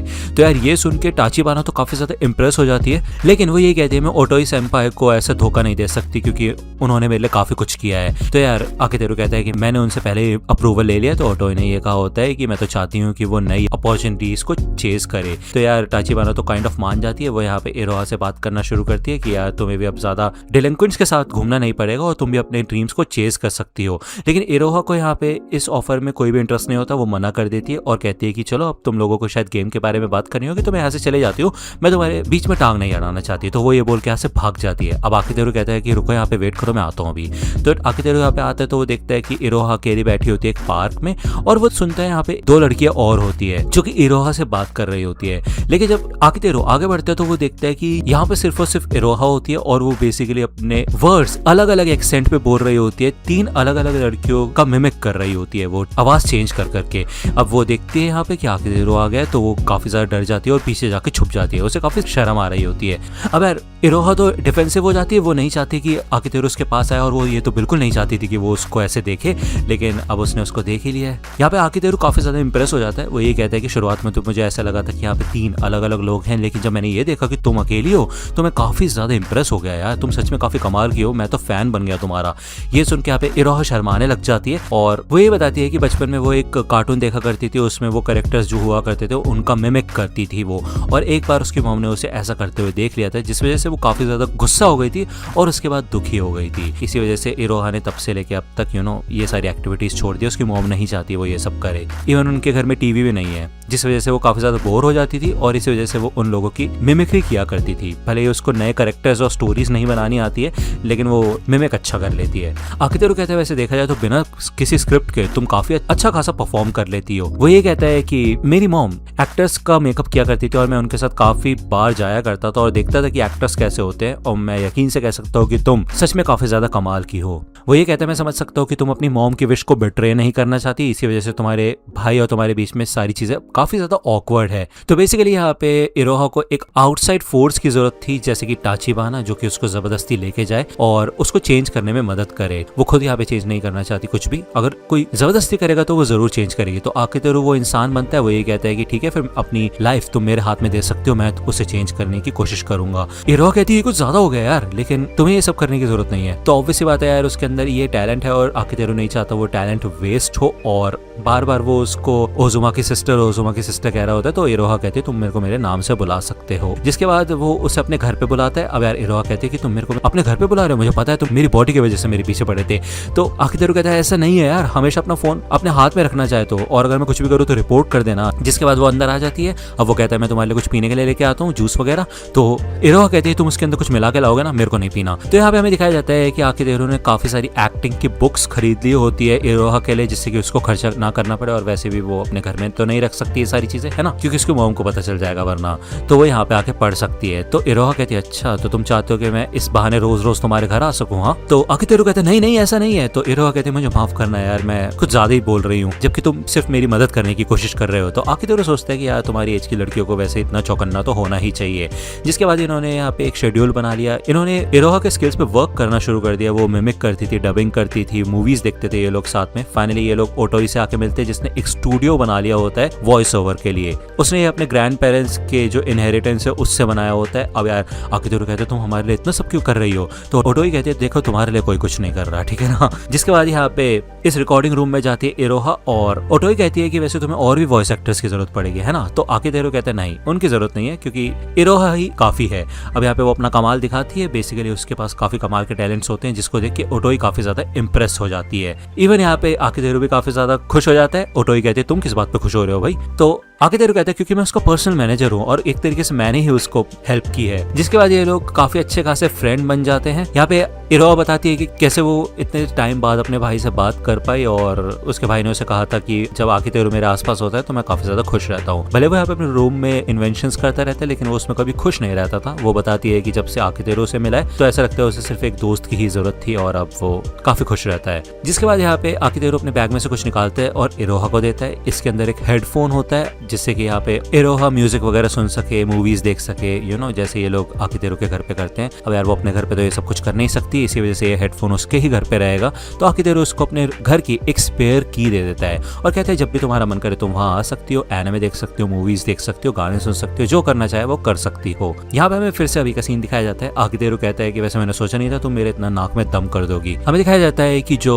ताचिबाना थी उसको एक काफी अच्छी खासी अपॉर्चुनिटी मिल जाती है यूएस में, जिस वजह से वो बाहर चली जाती है, और वो अभी भी शुक्रगुजार होती है आकिहिरो की कि उसने उसकी इतनी मदद की है, और वो सक्सेस की राह पे चल रही है। इवन यहाँ पे इरोहा भी सोचती है कि यार अगर आकिहिरो नहीं होता तो वो इंसान नहीं बन पाती जो वो आज है। जिसके बाद यहाँ पे पीछे से आके हक कर लेती है वो आकिहिरो को, और वो कहती है कि तुम्हें कैसा लग रहा है? वैसे मैं चाहती हूँ तुम मेरे से थोड़ा ऑनेस्ट रहो, क्योंकि मैं तुम्हारे फ्रेंड की छोटी बहन हूँ और इस वजह से हमारे बीच में थोड़ा डिस्टेंस है, लेकिन ये भी अच्छा होगा ना कि हम किसी को दोस्त कह सके। तो यार आकिहिरो सोचता है कि जब से वो माशिरो से मिला है तो वो ज्यादा ध्यान नहीं दे पा रहा है इरोहा पे, तो वो ये कहता है कि ठीक है फिर क्या कल तुम मेरे साथ शॉपिंग पे चलोगी? हम बाकी सबको भी बुला लेंगे, तो मैं तुम्हें फ्रेंड की तरह ट्रीट करना चाहता हूँ। इरोहा का सीन दिखाया जाता है, वो यही कहती है कि मैं वैसे अक्सर लोगों को देख लेती हूँ कि असलियत में वो कैसे इंसान है, लेकिन जब वो आकिहिरो के साथ होती है तो वो लोगों को एनालाइज नहीं कर पाती है और वो उसका एडवांटेज भी लेती है। ये बात वो एग्री करती है। और कल आपको याद होगा आकिहिरो ने उसे कहा था कि वो शॉपिंग पे ले जाना चाहता है उसको, लेकिन वो बाकी लोगों को भी पूछेगा। अब यहाँ पे इरोहा तो सोच रही थी कि यार वो डेट के लिए पूछ रहा है और एक्साइटेड हो गई थी, लेकिन बाद में उसने दोस्तों को बुलाने के लिए भी कह दिया, तो उसको काफी ज्यादा बुरा लग रहा होता है। लेकिन वो यही कहती है कि यार इतनी छोटी सी चीज से उसको कोई फर्क नहीं पड़ना चाहिए, वैसे मेरा भाई समझ ही जाएगा मेरे बारे में, तो वो आएगा नहीं, और हमारी जो टीचर है सुमेरे वो स्टूडेंट्स के साथ आके क्या ही करेगी छुट्टी वाले दिन, है ना, तो वो दोनों तो नहीं आएंगे, लेकिन वो आएगी। तो यार माशिरो भी स्टूडेंट है तो वो तो पक्का आएगी उसके बुलाने पे, है ना। अब यार इरोहा यही सोचती है कि इस समय वो आकिहिरो को छोड़ के माशिरो के ऊपर ज्यादा ध्यान देगी, क्योंकि उसे देना पड़ेगा। वो उसे यहाँ पे अपने कंपटीशन की तरह देखती है बेसिकली। आकिहिरो फाइनली यहाँ पे आ जाता है, वो लेट हो चुका होता है, जिस वजह से इरोहा और माशिरो दोनों ही गुस्सा हो जाती हैं। अब आकिहिरो कहता है कि वैसे देखा जाए तो तुम मेरी बेइज्जती मारने के टाइम पे दोनों साथ हो जाती हो। यहाँ पे इरोहा आके हक कर लेती है आकिहिरो के हाथ को, तो वो शर्माने लग जाता है। वो कहता है क्या कर रही हो तुम, ये करने की जरूरत नहीं है। तो इरोहा कहती है कि ये तो फ्रेंड्स करते ही है, ये नॉर्मल सी चीज है, चलो साथ चलते हैं। तो यार माशिरो कहती है अच्छा ऐसा है कि अगर फ्रेंड्स ऐसा करते तो मैं भी करूंगी। तो ये दोनों ही उसके हाथों को पकड़ लेती हैं। आकिहिरो भले यहाँ पे इरोहा को हटाने की कोशिश करता है, लेकिन भाई वो यही कहती है कि मेरे को इस चीज में कोई शर्म नहीं है जब तक तुम ऐसे अनकंफर्टेबल होते हो। तो जिसके बाद ये लोग फाइनली यहाँ पे मूवी देखने के लिए आते हैं। अब यार इरोहा और माशिरो दोनों की ही अलग चॉइसेस होती है, और भाई ये पहले तो इसी के बारे में डिसाइड करने लग जाते हैं कि ये कौन सी मूवी देखेंगे। दोनों के पास अपने रीजंस होते हैं कि कौन सी मूवी देखनी चाहिए। अब काइंड ऑफ इनकी भिड़ंत हो जाती है, ये अपना मन बना चुकी होती है कि इनको कौन सी मूवी देखनी है। इरोहा कहती है वैसे तुम्हें मूवीज के बारे में कुछ नहीं पता, तुम सोच भी नहीं सकती कि मैंने कितनी सारी मूवीज देखी है। तो आकिहिरो कहता है हाँ वो भी मेरे स्ट्रीमिंग डिवाइसेस पे, मेरे घर पे। हाँ तो इरोहा कहती है हाँ वैसे तुम्हारा घर मेरे घर है। तो ये सुन के तो भाई माशिरो शॉक हो जाती है कि ये दोनों एक ही रूम में साथ बैठ के मूवी देखते हैं। तो यार इनके बीच में कोई कंक्लूजन तो निकल नहीं पा रहा होता। तो आकिहिरो कहता है क्यों ना हम अपनी अपनी पसंद की मूवी देखने जाएं और फिर वापस आके मिले इसी जगह पे। तो इरोहा कहती क्या क्या बकवास कर रहे हो तुमने सोच भी कैसे लिया ऐसा होगा? मतलब हम लोग यहाँ पे आए हैं ग्रुप ऑफ फ्रेंड्स और तुम क्या चाहते हो कि हम अलग अलग मूवी देखने के लिए जाएं। माशिरो कहते हैं हाँ यार ये तो बिल्कुल अनबिलीवेबल है। तो ये लोग फाइनली यहाँ पे रॉक पेपर सीजर्स करते हैं, जिस वजह से इधर इरोहा जीत जाती है। इरोहा वाली मूवी देखते हैं ये लोग बैठ के, जिसके बाद यहाँ से जब बाहर निकलते हैं ना तो खाने पीने के लिए आते हैं। इरोहा इधर वॉशरूम चली जाती है और माशिरो नहीं जाती, वो यहीं पे बैठी हुई होती है। अब यार वो थोड़ा सा नर्वस हो रही होती है, तो आकितेरो उससे पूछते हैं कि क्या दिक्कत है। तो यहाँ पे बेसिकली माशिरो को इरोहा से प्रॉब्लम होती है। आकितेरो कहता है कि देखो उसे संभालना थोड़ा मुश्किल है, तो मैं समझ सकता हूँ। माशिरो कहती है कि नहीं ऐसा नहीं है, मैं उससे कोई नफरत नहीं करती, वो कोई बुरे इंसान नहीं है, लेकिन उसको देख के ना मेरे को कुछ ऐसे लोगों की याद आ जाती है जो मेरे पास में थे। आकितेरो कहता है कि अगर तुम चाहो तो मुझसे शेयर कर सकती हो, मैं सुनूंगा। तभी यहाँ पे दो लड़कियां आ जाती है और वो कहती है ओ ये तो देखो कौन है, सुकिनो मोरी, और एक लड़के के साथ यहाँ पे आई है। ये लड़का लगता है इसका बॉयफ्रेंड है, और देखने से देखो कितना लल्लू पंजू लग रहा है, ऐसा लगता है कि बस क्लास के कोने में बैठ के मांगा पढ़ता रहता है। तो आकितेरो कहता है कि ओ अच्छा, और तुम्हें किसने हक दिया यहाँ पे आके अपना मुंह चलाने का, जरा आसपास की सिचुएशन तो देखो। तो ये लड़के कहते ओहो देखो तो सही मिस्टर कूल को, लगता है इसके कमाल के बॉयफ्रेंड को इसके पास्ट के बारे में नहीं पता है। तो ये लड़की झुकती है और कहती है कि लगता है तुमने इसको अपनी नॉवल के बारे में नहीं बताया है ना। तो ये सुनकर तो माशिरो भाई बहुत ज्यादा डर जाती है। अब यार ये लड़के को ज्यादा बकवास करना शुरू कर देती है, तो आकितेरो खड़ा होता है और वो कहता है कि बहुत हो गया। तो यहाँ पे सीरियस होता है, ये लड़कियां कहती है कि अरे तुम क्यों इतना सीरियस हो रहे हो। तो आकितेरो कहता है कि तुम्हारी शक्ल, तुम्हारे कपड़े, तुम्हारी पर्सनैलिटी, हर चीज से मुझे चिढ़ मच रही है, तो निकल जाओ यहाँ से। तो यार ये लड़कियां कहती है अपनी जबान पे काबू रखो बच्चे, तुम्हें पता नहीं है हमारे पीछे कितने ताकतवर लोग हैं। तो आकितेरो कहता है अच्छा है तो बहुत सनकी लोग मेरे साथ भी, और ये झूठ नहीं है। तो इसके बाद ये लड़की यहाँ से भाग जाती है। अब माशिरो तो निराश हो जाती है, ठीक है। आकितेरो उससे बात करने की कोशिश करता है, उसकी नॉवल के बारे में पूछता है, लेकिन यार ये सुन के तो माशिरो यहाँ से उठ के भाग जाती है। अब यार इरोहा ने ये देख लिया होता है, वो कहती है कि सेनपाई क्या कर रहे हो, हमें उसे ढूंढना पड़ेगा। तो ये लोग यहाँ पे अलग अलग हो जाते हैं उसे ढूंढने के लिए। आकितेरो सोचता है कि वो कहाँ गई होगी, तो यार जिस मूवी को वो पहले देखना चाहती थी वहां पे चेक करता है आकितेरो, और वहीं पे बैठी होती है माशिरो। आकितेरो माशिरो से पूछता है मजा आ रहा है, तो माशिरो कहती है हाँ बहुत ज्यादा। एक लड़की जो कि काफी ज्यादा पॉपुलर थी वो मर गई, चीयर लीडिंग स्क्वाड में थी, और वो एक ओटाको बॉय को हमेशा बुली करती थी, अच्छा हो उसके साथ, लेकिन तुम यहाँ पे क्या कर रहे हो। तो आकितेरो कहता है कि मैं मूवी देखने आया हूँ। माशिरो कहती झूठे स्टॉकर। यहाँ पे वो बहुत ज्यादा निराश हो चुकी होती है, वो माफी मांगते हैं आकितेरो से कि आज तक उसने उसको काफी ज्यादा इंसल्ट किया है, उसके लिए सॉरी बोलती है वो। आकितेरो से यही कहता है कि तुम्हें उन लोगों को इंसल्ट करना चाहिए वैसे जो तुम्हें ठीक से ट्रीट नहीं करते, तुम्हें बस ये बोलने की जरूरत थी कि तुम चाहो तो मुझसे नफरत कर सकती हो, लेकिन अगर तुम मुझसे नफरत करती हो तो मुझे अकेला छोड़ दो, और छोटी छोटी बातों पे मेरे पीछे पड़ना बंद करो, जासूस बिचेस। लेकिन यार ऑब्वियसली बात है माशिरो ऐसी लड़की है नहीं, वो ये कहती है मैं कहीं पे भी फिट नहीं हो पाती, तो लोगों से कनेक्ट नहीं कर पाती थी, इसी वजह से उसने एक नॉवल लिखना शुरू किया था जिस वजह से वो रियलिटी से दूर जा सके।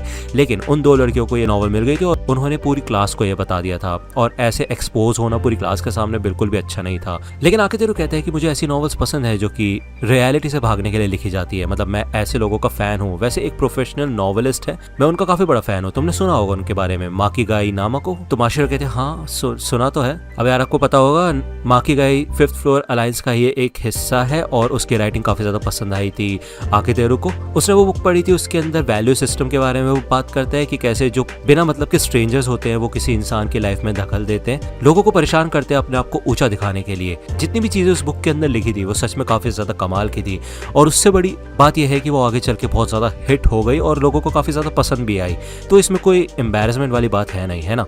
तो माशिरो कहती है कि वैसे भी वो ऑथर का असली नाम नहीं है, ये थोड़ा अजीब नहीं लगता, क्योंकि अगर लोगों को पता चलेगा इसके पीछे कौन है तो लोगों को बहुत बुरा लगेगा। आकितेरो कहता है कि देखो वो तो हॉबी है, और ऐसे बहुत सारे लोग हैं जो तुम्हें तुम्हारे काम के लिए पसंद करेंगे। माशिरो कहती है मुझे अभी भी इरोहा उन्हीं लोगों की तरह लगती है, मुझे माफ करना, मैं चाहती हूँ कि मेरे इंस्टिंक्ट्स गलत हो, लेकिन अगर हम कभी दोस्त बनते भी है ना तो मुझे पक्का यकीन है कि कभी ना कभी वो मुझे बुली करेगी। तो यहाँ पे आकितेरो उसके सर पे हाथ रख देता है और वो कहता है कि चिंता मत करो, वो थोड़ी सी अजीब है लेकिन वो ऐसी नहीं है, अगर उसने ऐसा कुछ किया तो मैं उसे तब तक लेक्चर दूंगा जब तक वो रोती नहीं है, ठीक है ना, तो सब कुछ ठीक हो जाएगा, बस तुम मेरे साथ चलो। यहाँ पे आकितेरो मैसेज कर देता है इरोहा को कि उसको माशिरो मिल चुकी है, वो उससे पूछता है कि वो कहाँ पे है, तो वो सेकंड फ्लोर के रेस्ट एरिया में होती है।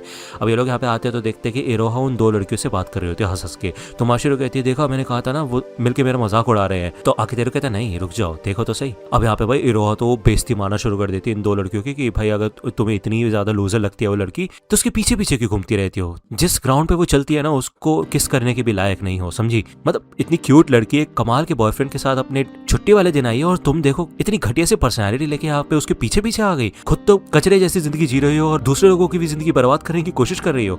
तो यार ये लड़कियां गुस्सा हो जाती है और कहती है क्या लड़ना चाहती हो क्या हमसे। तो भाई यहाँ पे इरोहा अपनी आवाज चेंज कर लेती है। हाँ यार उसका ये टैलेंट है। वो कहती है कि बकवास मत करो, जिन लोगों के बारे में नहीं जानती उनके बारे में कुछ भी बोलने से पहले तुम्हें कॉन्सिक्वेंसेस के बारे में सोचना चाहिए, समझी। और भाई वो तो काफी ज्यादा सीरियस हो चुकी होती है। आखिर यहाँ पे उसके स्किल के बारे में बता देता है माशेरो को। अब यार ये आवाज सुन के तो इन दोनों लड़कियों की ऐसी तैसी हो जाती है और यहाँ पे इरोहा अच्छे से धमका देती है इनको, ठीक है। इनकी बुरी तरह से वाट लगा देती है। वो ये कहती है कि मुझे तुम दोनों लड़कियों को देख के घिन आ रही है, तो क्यों ना मैं तुम्हारे इस घटिया से चेहरे की ऐसी तैसी कर दूं जिससे तुम्हारा ये मेकअप भी उतर जाए। तैयार हो जाओ बेटा। तब यहाँ पे आखिर आके उसको रोक लेता है, लेकिन वो देखता है यहाँ पे इरोहा सच में बहुत ज्यादा डरावनी लग रही होती है। वो भी यहाँ पे सीरियस हो जाता है और वो कहता है बोला था ना मैंने कि मेरे साथ भी काफी सनकी लोग हैं। अब मैं यहाँ पे तुमसे माफी वगैरह नहीं मंगवाने वाला, बस तुम्हें कुछ नहीं करना। अगर माशेरो के सामने आते हो तो उसको इग्नोर करना, समझी। हो गया। अब यार ये दोनों यहाँ से भाग के चली जाती है। इरोहा कहती है कि सेनपाई आज तो आपने मेरे को बचा ही लिया यार, मेरे को फाइटिंग का बिल्कुल भी एक्सपीरियंस नहीं है। तो आखिर कहता है ये सब नहीं करना चाहिए तुम्हें, लेकिन क्या सच में तुम्हें उन पे गुस्सा आ रहा था। तो इरोहा कहती है हाँ मतलब अगर पुरानी मैं होती तो मेरे को कुछ खास फर्क नहीं पड़ता, लेकिन फिर भी। तो आखिर कहता है फिर क्या सोचती हो तुम माशेरो। अब तो माशेरो यहाँ पे आ जाती है और इरोहा कहते हैं अरे आपने ये सब देख लिया क्या, मुझे माफ करना अगर मैंने कुछ ज्यादा बोल दिया हो तो माशेरो कहते नहीं माफी तो मुझे तुमसे मांगनी चाहिए, मैंने तुम्हें गलत समझा, मुझे ऐसा लग रहा था कि तुम भी उन लड़कियों की तरह हो, लेकिन प्लीज क्या तुम मेरी दोस्त बनोगी।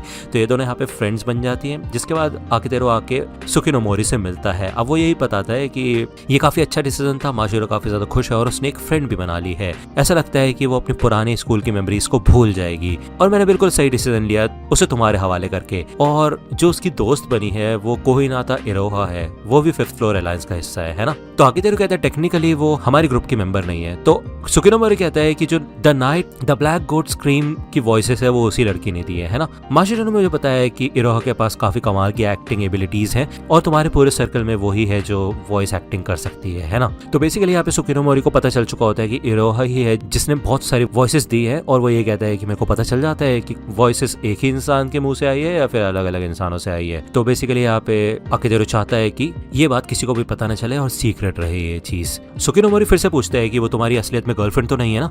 तो आकितेरो कहता है नहीं नहीं मैं दावे के साथ कह सकता हूँ, ऐसा कोई दिक्कत नहीं है। तो सुकिनोमोरी कहता है ठीक है फिर तुम अपनी अच्छी स्टूडेंट लाइफ एंजॉय करो माशेरो और अपने बाकी दोस्तों के साथ, लेकिन अगर तुम उसके बॉयफ्रेंड बने ना तो देखना तुम पछताओगे। तो आकितेरो कहता है कि मैंने कहा तो उसमें कोई प्रॉब्लम नहीं है, आप ज्यादा ही टेंशन ले रहे हैं, मुझे तो नहीं लगता कि माशेरो मुझे पसंद भी करती है।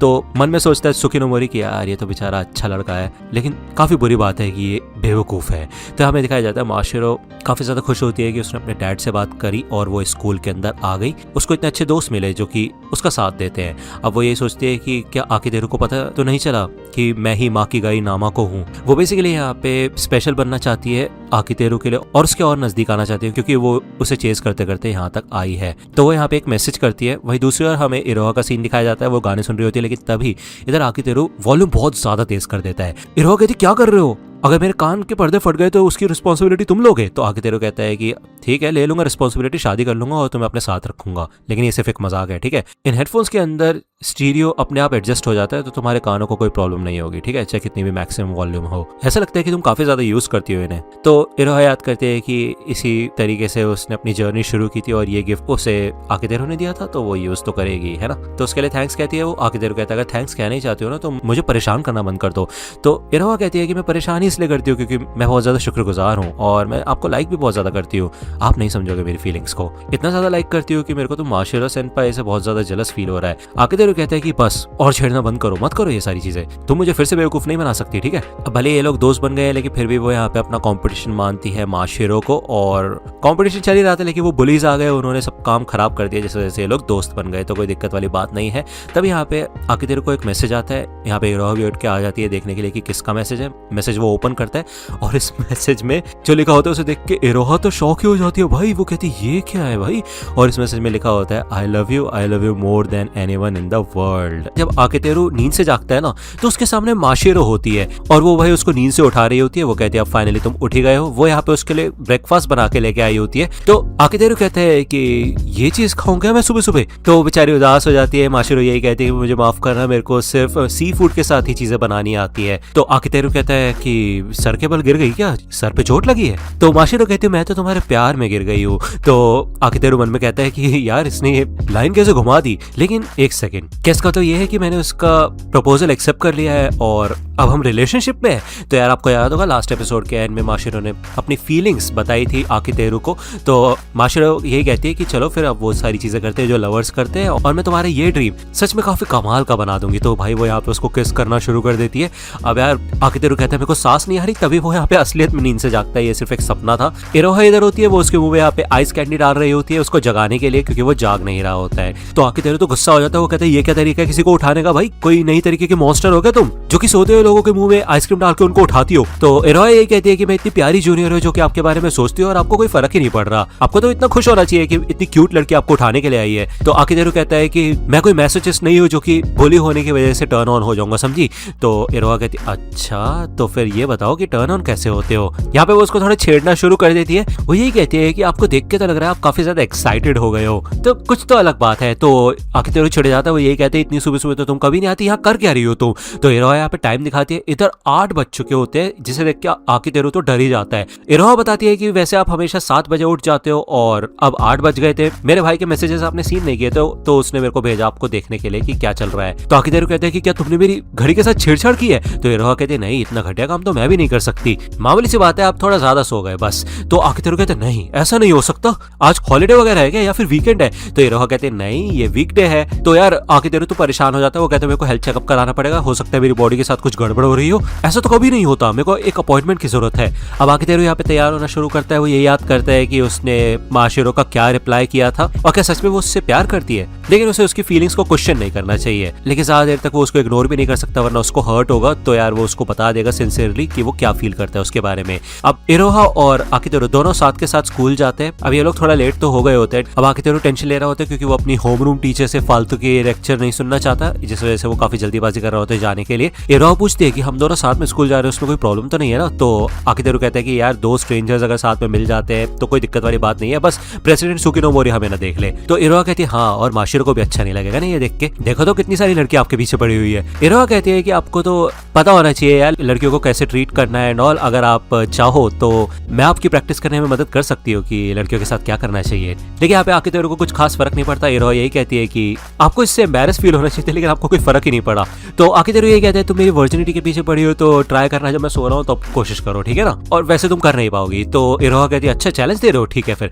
अब ये लोग यहाँ पे स्कूल की तरफ भागते हैं और फाइनली यहाँ पे जब स्कूल में आ जाता है आकेतेरू तो वो देखता है साइड में माशिरो बैठी होती है, लेकिन भाई माशिरो तो उसको वैसे ही रूडली बात करती है और यही कहती है मुझसे बात मत करो। अब यार आकेतेरू सोचते है ये वही लड़की है जिसने अपना कन्फेशन दिया था मेरे को। अब वो यहाँ पे उसको मैसेज करता है कि तुम मुझे इग्नोर क्यों कर रही हो? तो माशिरो यहाँ पे मैसेज करती है क्योंकि मैं एम्बैरस हूँ, मुझे शर्म आ रही है। वो यही मैसेजेस करती है कि जब मुझे आप देख रहे हो तो मुझे बहुत ज्यादा शर्म आ रही है, मैं इस घटिया सी यूनिफॉर्म में अपना दिल नहीं तोड़वाना चाहती। वैसे मैंने काफी कमाल की और प्यारी ड्रेस खरीदी है और मैं चाहती हूँ वो आप देखो, तो बस मैं उसी दिन का इंतजार कर रही हूँ जब मैं वो ड्रेस आपको दिखाऊंगी।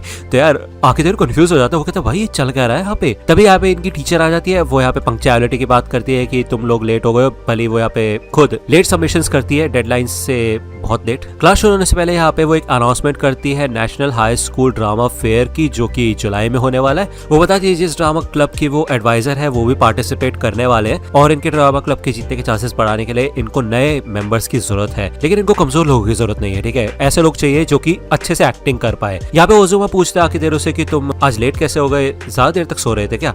तो यहाँ पे हमें दिखाया जाता है कि इन लोगों को पहला ड्राफ्ट मिल चुका होता है इस वीक का और यार इस स्टोरी में ना थोड़ी सी गड़बड़ होती है, जहाँ पे मेन हीरोइन जो कि अपने दोस्त के मरने के बाद ग्रीव कर रही होती है, दुखी होती है, तो प्रोटैगनिस्ट के मोटिवेट करने के बाद वो काफी ज्यादा मोटिवेटेड हो जाती है और अलग ही लेवल पे आ जाती है, ठीक है? ऐसा लगता है कि ये कोई रोमांटिक गेम चल रहा है, जबकि असलियत में द नाइट द ब्लैक गोड स्क्रीम एक हॉरर गेम है, तो हॉरर स्टोरी होनी चाहिए काइंड ऑफ, है ना? तो आकेतेरू भी सोचते हैं कि भाई ये तो काफी अजीब बात है, ऐसा तो कभी होता नहीं। तो साइड में से माशिरो वही बड़ी घिन से देख रही होती है क्योंकि वो ऐसा देखती है कि ओजुमा और आकेतेरू बहुत ज्यादा ही क्लोज है और इन दोनों के बीच में कुछ हो रहा है। आकेतेरू पूछते क्या हुआ? तो माशिरो कहती है कि कुछ नहीं हो, मुझसे बात मत करो। आकितेरू यही कहते हैं कि जो माशिरो का कोल्ड बिहेवियर है, उसके अलावा उसके प्यारे प्यारे टेक्स्ट है, दोनों मिक्स सिग्नल्स भेज रहे हैं मुझे। दूसरी तरफ यहाँ पे माकिगाई नामों को सेंसाई अपनी डायरेक्शन खो चुकी है। तो यार आपको पता है दोनों ही सेम पर्सन है और इस प्रपोजल की वजह से इन दोनों का दिमाग थोड़ा सा इधर उधर हो चुका है। तो यार आकितेरू ये कहता है कि मेरे को माकिगाई से बात करनी पड़ेगी इस राइटिंग के बारे में और चेंजेस करवाने पड़ेंगे, ठीक है ना। अभी उसको नहीं पता है कि माशिरो ही माकिगाई है। दूसरी ओर यहाँ पे हमें इरोहा का सीन दिखाया जाता है। वो अपनी क्लास में होती है, वो ये सोचती है कि वो एक परफेक्ट ऑनर स्टूडेंट है और किसी ने अगर उसको उस लेजी के साथ देख लिया तो लोग गलत समझेंगे, और ये सारी चीजें तो है ही। इसके अलावा उसको थोड़ा अनकंफर्टेबल फील हो रहा होता है माशिरो के टेक्स्ट की वजह से। उसने कभी सोचा नहीं था कि माशिरो इतना बोल्ड मूव कर देगी। तभी यहाँ पे हमें दिखाया जाता है माशिरो उससे मिलने के लिए आती है। अब यार माशिरो और इरोहा इधर बात कर रहे होते हैं तो वो नोटिस करती है कि इरोहा काफी अलग बिहेव कर रही है और वो ये कहती है क्योंकि मैं स्कूल में ऐसे ही बिहेव करती हूँ। तो इरोहा कहती है समझ रहे हो ना तुम, इशारा समझो और मेरी हाँ में हाँ मिलाओ।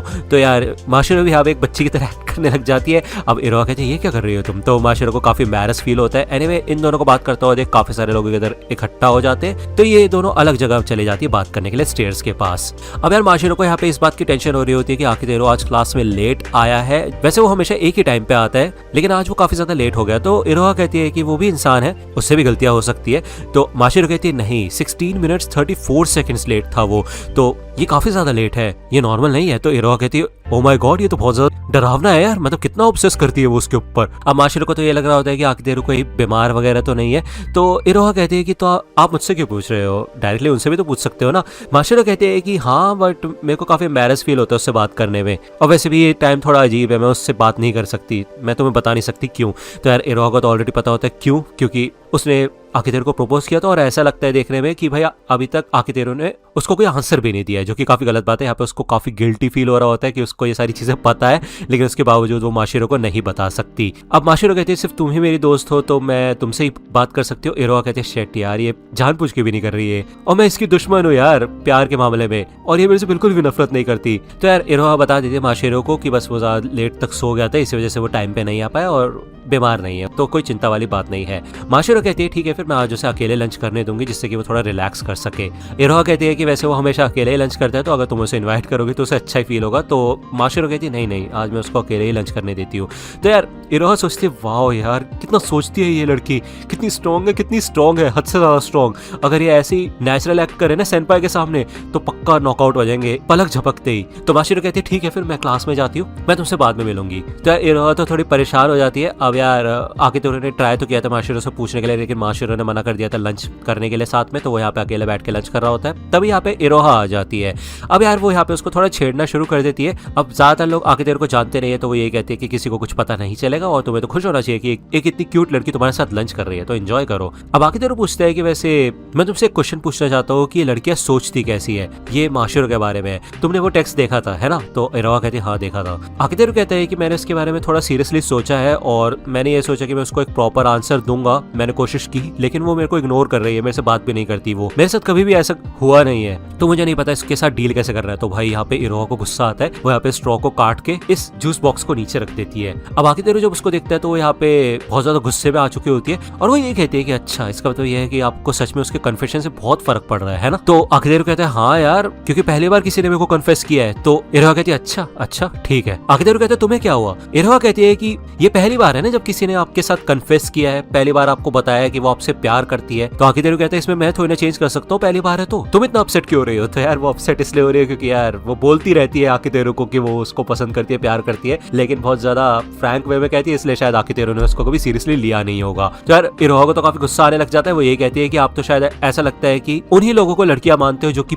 क्यूट सी दिखती है, साफ सफाई रखती है और चुप चुप रहती है ना, जिनको आपको बचाने का मन करे, जैसे कि माशिरो सेनपाई। तो यहाँ पे वो गुस्से में उठ के डांट देती है यहाँ पे आकितेरू को कि मैं आपको एक कर्ज देती हूँ कि आज से आप सारी लड़कियों को वैसे ही देखोगे जैसे माशिरो सेनपाई को देखते हो। वो ऐसे जाने लगती है। अब आकितेरू कहते हैं तुम्हारे बेंटो बॉक्स तो ले जाओ। तो इरोहा कहती है कि धोखे वापस कर देना। तभी उसको मैसेज करती है इरोहा कि आप एक बहुत बड़े जर्क हो। अब वो सोचता है यार इस बारे में कि यार ऐसा क्या हो रहा है, आज सबके सब एकदम अलग तरीके से बिहेव क्यों कर रहे हैं। तभी एक अनाउंसमेंट होती है कि सेकंड ईयर के आकितेरू को बुलाया जाता है स्टूडेंट काउंसलिंग ऑफिस में। तो फाइनली यहाँ पे शिकिबु सेंसाई होती है, उसने डेडलाइन से पहले अपना काम पूरा कर दिया होता है और ये देख के तो यार आकितेरू शॉक ही हो जाता है। वो कहता है भाई आज चल क्या रहा है, हो क्या रहा है, आज इतनी सारी इरेगुलरिटी कैसी होती है और मेरे को यकीन नहीं हो रहा कि मेरे को इससे बहुत ज्यादा फर्क भी पड़ रहा है आज। तो कहती है नहीं ऐसा नहीं है, आपने बहुत अच्छा काम किया, आप अपनी वन शॉट मांगा पे भी काम करते हैं ना। तो वो यहाँ से जाने लगता है। शिकिबु कहती है कि रिवॉर्ड के तौर पे मैं एक फेवर चाहती हूँ, तो इसमें थोड़ा सा टाइम लगेगा बस। तो आकितेरू कहते हैं देखो यार आज मेरे को थोड़ा अजीब फील हो रहा है, मेरे को फीवर है, तो मैं हाफ डे का ऑफ लेना चाहता हूँ। वो यहाँ से निकल जाता है और वो कहते हैं एक ही दिन में इतनी सारी इरेगुलरिटीज कैसे हो रही है भाई, ऐसा लग रहा है एक पीसी जिसकी पहले से वाट लगी हुई है उसके ऊपर और नए प्रोग्राम्स रन करे जा रहे हैं, पहले वाले काम पूरे नहीं हुए।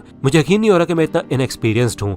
तो यार ऐसा लगता है कि माशिरो के प्रपोजल के बाद उसे भी बहुत ज्यादा फर्क पड़ा है इस चीज का। आज के दिन इरोहा का वॉइस ओवर होने वाला है, तो यहाँ पे वो आकितेरू का ही मैसेज पढ़ रही होती है। अब वो यही सोचती है कि यार वो नहीं जाएगी वॉइस ओवर करने के लिए जिससे कि वो आकितेरू को सबक सिखा सके, लेकिन उसको ये पता होता है कि वो इस जॉब को पसंद करती है और ये उसका पैशन है, तो वो ऐसे नहीं कर सकती। लेकिन आकितेरू कभी भी उसकी बात सुनता नहीं है और उसको कभी सीरियसली नहीं लेता। शायद इन सब के पीछे उसी की गलती है, क्योंकि वो हमेशा ऐसे एक्ट करती है और इसी वजह से आकितेरू सिर्फ काम के लिए उससे सीरियसली लेता है। और वही दूसरी ओर माशिरो सेनपाई एकदम कमाल की है और बेसिकली यहाँ पे इरोहा को माशिरो से काफी ज्यादा जेलस फील हो रहा होता है। अब वो यहाँ पे चिल्लाने लग जाती है, तभी पीछे से माशिरो आ जाती है और वो पूछती है कि क्या हो गया तुम्हें। वो पूछती है तुम यहाँ पे क्या कर रही हो, तो इरोहा बताती है कि मेरी क्लास लेट तक चल रही थी, इसी वजह से मैं यहाँ पे थी, लेकिन आप यहाँ पे क्या कर रही है।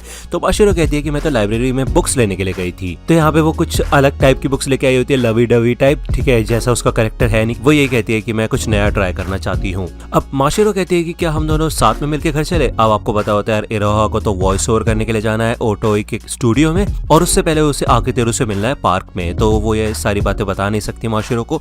तो वो यही कहती है कि मेरी एक पार्ट टाइम जॉब है जिसमें मेरे को अपने मुंह का इस्तेमाल करना पड़ता है, पैसे कमाने के लिए करना पड़ता है, ठीक है। तो यार ये सुन के तो माशिरो बहुत ज्यादा शर्माने लग जाती है। इरोहा कहती है तुम्हें ऐसा लग रहा है ना कि मैं कुछ गंदा काम करने वाली हूँ, लेकिन ऐसा कुछ नहीं है, ठीक है ना, मैं एक अच्छी लड़की हूँ, क्यों ना तुम भी मेरे साथ चलो और देखो कि मैं क्या काम करती हूँ। तो माशिरो तो बहुत ज्यादा शर्माने लग जाती है और वो कहती है नहीं नहीं नहीं नहीं, मेरे को नहीं जाना, मैं बहुत बिजी हूँ। तो यहाँ से निकल जाती है और इरोहा यही सोचती है कि माशिरो कितनी ज्यादा लकी है कि आकितेरू उसे सीरियसली लेता है। जिसके बाद वो यहाँ पे पार्क में आ जाती है और आके आकितेरू से मिलती है। अब यार आकितेरू से मिलते साथ ही वो फिर से एकदम स्वीट स्वीट बनने की एक्टिंग करने लग जाती है। आकितेरू को गुस्सा आता है और वो उसको बीच में रोक के कहता है कि ये ड्रामा बंद करो प्लीज, बस बहुत हो गया यार, ऐसे क्यों बिहेव कर रही हो। तो इरोहा कहती है मैं तो हमेशा ही ऐसे रहती हूँ। तो यार ये दोनों का चलता रहता है। इन दी एंड यहाँ पे आकितेरू हार मान जाता है क्योंकि इरोहा तो काफी ज्यादा जिद्दी होती है। ये लोग फाइनली स्टूडियो के अंदर आ जाते हैं। अब हमें दिखाया जाता है कि आकितेरू उसके लिए एक कैंडी लेके आया होता है, साथ के साथ एक केक भी लेके आया होता है। तो बेसिकली जब इनकी डील हुई थी ना, तो ओटोई ने कहा था कि मैं तुमसे किसी भी तरीके की पेमेंट नहीं लेने वाली, मुझे पैसे वैसे की जरूरत नहीं है, ठीक है, मैं ये सिर्फ फन के लिए करती हूँ। लेकिन उसके बाद यहाँ पे ओटोई ने बहाने बनाने शुरू कर दिए कि आज मेरा मन नहीं है, मैं स्टूडियो क्लोज कर दूंगी, फलाना ढिकाना। तो ओटोई के साथ काम करने के लिए आकितेरू जब भी स्टूडियो का इस्तेमाल करता है तो वो उसके लिए कुछ महंगी महंगी पेस्ट्रीज, लग्जरी केक्स वगैरह लेके आता है, जिसके बाद यहाँ पे ओटोई इन लोगों को अपना स्टूडियो यूज करने देती है। इरोहा यहाँ पे स्क्रिप्ट मांगती है आकितेरू से, वो उसे स्क्रिप्ट दे देता है। अब ओटोई कहती है कि वैसे देखा जाए तो ये काफी खराब बात है, अगर इरोहा के अलावा और कोई वॉइस एक्टर होती ना तो तुम्हारे मुंह पे मार देती है स्क्रिप्ट, क्योंकि अक्सर स्क्रिप्ट कुछ दिनों पहले दी जाती है जिससे कि उससे प्रैक्टिस की जाए, और तुम उसे अभी दे रहे हो रिकॉर्डिंग से जस्ट पहले। तो आकितेरू कहते हैं हाँ थोड़ी सिचुएशन खराब है, लेकिन इरोहा को इन सब चीजों से फर्क नहीं पड़ता, वो पढ़ते साथ ही आराम से पता लगा लेती है कि उसको कैसे वॉइस ओवर करना है। आज वैसे भी उसको 5 अलग अलग कैरेक्टर्स के वॉइस ओवर रिकॉर्ड करने हैं, तो वो यहाँ पे स्टार्ट करते।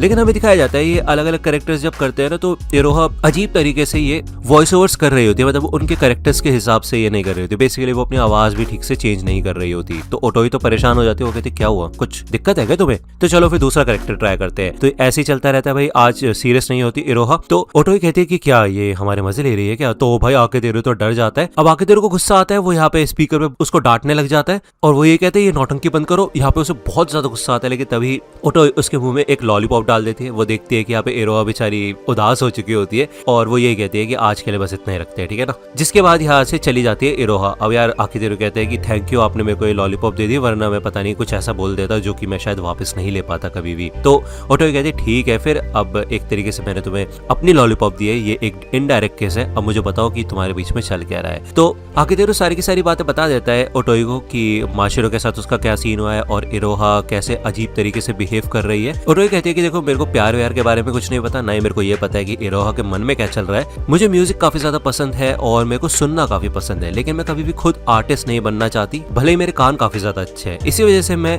अपने स्किल्स का इस्तेमाल करके किसी ऐसे इंसान की मदद करना चाहती हूँ जो कि ऐसा कर सकता है, और वो इरोहा है। उसका स्पिरिट काफी कमाल का है और मैं उसकी मदद करना चाहती हूँ एक बेहतर आर्टिस्ट बनने के लिए। तो बताओ मेरे को, ये माशिरो नाम की लड़की बहुत ज्यादा क्यूट है क्या, तुम्हारे बीच में कुछ हो सकता है, क्योंकि देखो तुम्हें फर्क तो पड़ा है उसके प्रपोज करने से।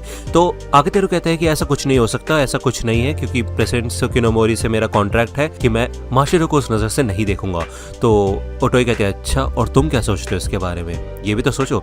अब यार वो ये कहती है कि तुम बस अपने आप को एक बहाना दे रहे हो, ठीक है, एक्सक्यूज बना रहे हो। वो यहाँ पे उसका सर पकड़ती है और अपने ब्रेस्ट पे लगा लेती है और वो कहती है कि अब बताओ। बड़ा होना भी काफी अजीब बात है ना, ये ऐसी अजीब सी सिचुएशन है जिससे कि हमारी बॉडी अलग तरीके से रिएक्ट करती है। इवन मेरे जैसी लड़की की भी हार्ट बीट तेज हो गई है, तुम्हें सुनाई दे रहा होगा, है ना। तो बस इतनी सी ही बात है, हमारी बॉडी चीजों को लेकर अलग तरीके से बिहेव करती है। तो इसी वजह से यहाँ पे जब माशिरो ने आकेतेरू को प्रपोज किया था तो उसके बाद से यहाँ पे उसकी बॉडी अलग तरीके से बिहेव कर रही है। और यही सीन इरोहा का भी है। इरोहा ने वो मैसेज देख लिया था, इसी वजह से वो भी काफी अजीब तरीके से बिहेव कर रही है। तो यहाँ पे आकेतेरू को ही ये चीज सुलझानी पड़ेगी। तो वो यहाँ पे माशिरो को मैसेज कर देता है कि भाई वो आंसर देना चाहता है उसके कन्फेशन का। तो ये लोग यहाँ पे एक रेस्टोरेंट में आके मिलते हैं। भाई माशिरो फुल मस्त एकदम रेडी होके आई होती है, ये दोनों यहाँ पे आके डिनर करते हैं। ये पूरा रेस्टोरेंट कपल्स का होता है, ठीक है, कपल्स आए होते हैं इधर। ये लोग इधर ग्रेप जूस वगैरह पीते हैं, थोड़ी बहुत बातें करते हैं। अब माशिरो यही कहती है कि वैसे आज पहली बार है जब मेरे को कपल्स को देख के गुस्सा नहीं आ रहा है। पहले उसको ये सब बकवास लगता था, लेकिन अब उसे जब खुद प्यार हो गया तो उसे ये चीज समझ आ रही है। ये लोग फाइनली यहाँ पे साइड में आ जाते हैं और आकेतेरू ये कहते हैं ठीक है फिर मैं तुम्हारे कन्फेशन का आंसर देने वाला हूँ। तो माशिरो कहते हैं नहीं, उसकी कोई जरूरत नहीं है, मुझे कोई आंसर नहीं चाहिए। तो यार आकेतेरू तो रेडी होता है उसको आंसर देने के लिए, लेकिन माशिरो यही कहती है कि देखो मुझे पता है कि तुम मुझे रिजेक्ट करने वाले हो, क्योंकि ऑब्वियस सी बात है जब तुमने मुझे मैसेज किया था ना मैं तभी समझ गई थी। तो मैं बस ये जो मेमोरी है इसको एक हैप्पी मेमोरी की तरह अपने माइंड में रखना चाहती हूँ और कुछ नहीं चाहती मैं तुमसे, तुम बहुत ज्यादा अच्छे हो। तो आकेतेरू कहते हैं देखो ऐसा नहीं है, मैं ये सब कुछ सिर्फ इसलिए कर रहा हूँ क्योंकि मैं प्रेसिडेंट सुकिनोमोरी के साथ अपना कॉन्टैक्ट खत्म नहीं करना चाहता, और ये जो हमारे बीच में डील हुई है फेक गर्लफ्रेंड बॉयफ्रेंड वाली वो मैं तोड़ना नहीं चाहता। ये सबसे बेस्ट सोल्यूशन है 5th फ्लोर अलायंस के लिए।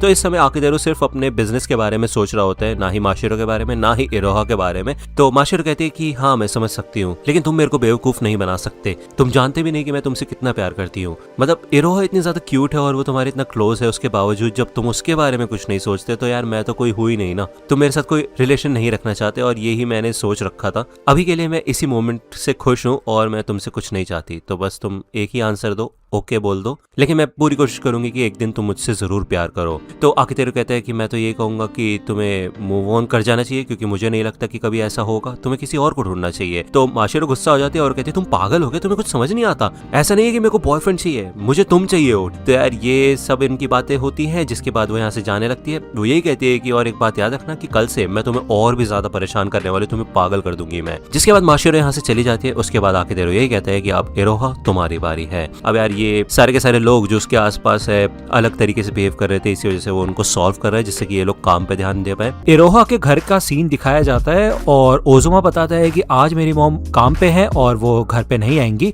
तो हमें दिखाया जाता है कि आकेतेरू इधर आया हुआ होता है और आपको पता होगा कि उसे इरोहा को मनाना है। वो पूछते हैं ओजुमा से कि तुम्हें कोई प्रॉब्लम तो नहीं है ना कि तुम्हारी छोटी बहन यहाँ पे घर में है और मैं यहाँ पे रहूँ रात भर।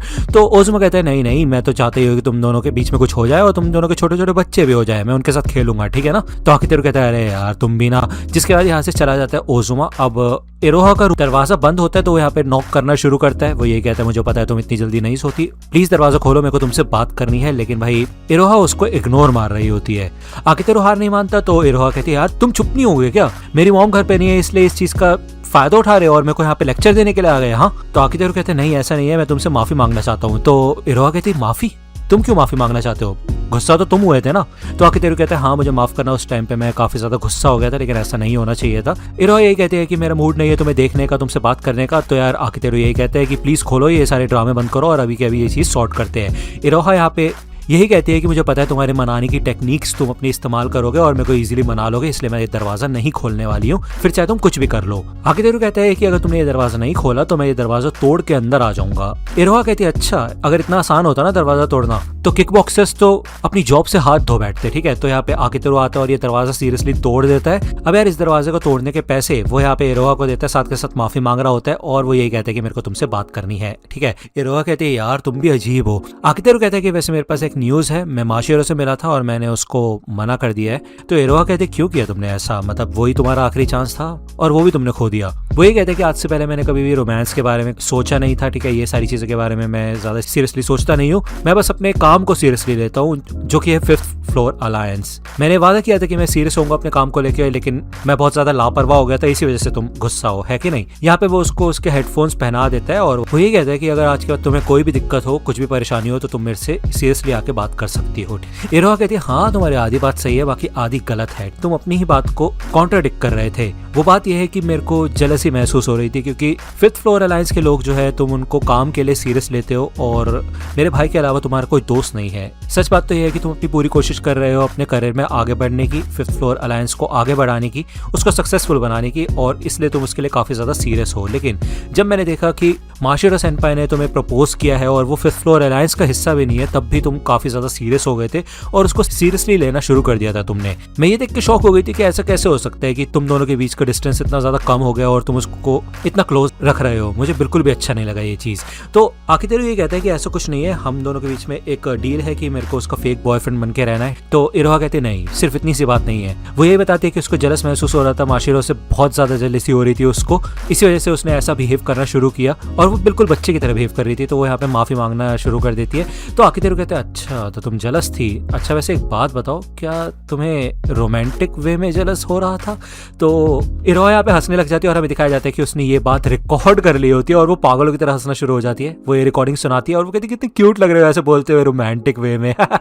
तो ये सुन के तो आखिर भाई परेशान हो जाता है, उसे गुस्सा आने लग जाता है। बार बार इरोहा ये चीज़ प्ले करती रहती है और वो ये कहती है कि तुम भी पागल हो, अगर हमारा कोई दोस्त किसी और इंसान से बात करे तब भी जलसी होती है, दोस्तों में भी जलसी होती है, ठीक है ना। लेकिन मुझे पता है तुम्हारे ज्यादा दोस्त नहीं है, तो चिंता वाली कोई बात नहीं है। बाकी इस रिकॉर्डिंग से अब मेरा 1 महीने का काम निकल जाएगा। अब वो तो यहाँ पे भाई अपने सही मूड में आ चुकी होती है, एक तरीके से मान चुकी होती है। बट आगे तेरे को कहता है कि ये किसी को प्लीज बताना मत, ये बात हमारे बीच में रहनी चाहिए। जिसके बाद वो घर पे आ जाता है। वो ये सोचता है कि यार मैं पागल हूँ, जो कि ऐसा सोच रहा था कि इरोहा रोमांटिक वे में मेरे बारे में सोच रही होगी और जलस इसलिए फील कर रही होगी, या फिर ऐसा भी हो सकता है कि उसने रिकॉर्डिंग का बहाना जानबूझ के बनाया ये बात छुपाने के लिए।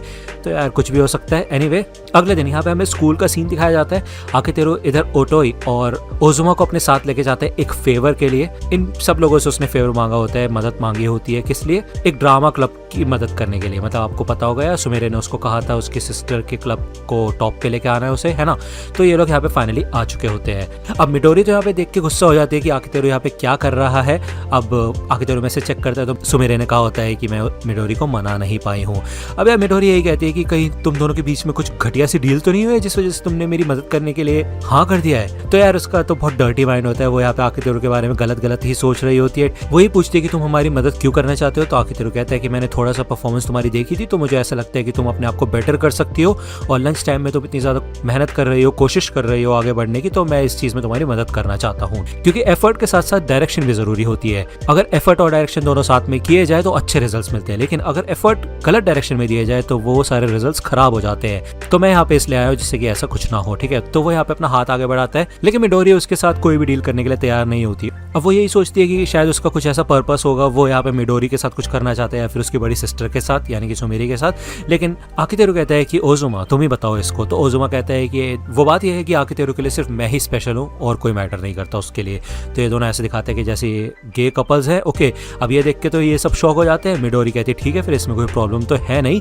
हम तुम्हारे साथ काम करने के लिए तैयार है। यहाँ पे आकेतेरो इंट्रोडक्शन कराता है ओजुमा का, जो कि एक प्रोग्रामर होता है, और ओटोई जो कि साउंड इंजीनियर होती है। ये लोग मदद करेंगे इन लोगों के ड्रामा क्लब को आगे बढ़ाने के लिए। वो बताता है कि सबसे पहले तुम्हारी प्रॉब्लम्स के बारे में बात करते हैं, जो कि है परफॉर्मर्स की acting skill, screen play, stage production और म्यूजिक और साउंड। अगर इनमें से एक भी चीज छूट गई तो ये लोग कंपटीशन जीत नहीं पाएंगे। तो सोल्यूशन ये है कि हम इनके स्क्रीन प्ले को और ज्यादा मजबूत बनाएंगे एक नई स्क्रिप्ट पे स्विच करके। तो आपको पता होगा यार, माकी गए नामों ने एक स्क्रिप्ट दी थी जो इन लोगों ने रिजेक्ट कर दी थी, लेकिन उस स्क्रिप्ट का इस्तेमाल ये लोग इस प्ले में कर सकते हैं।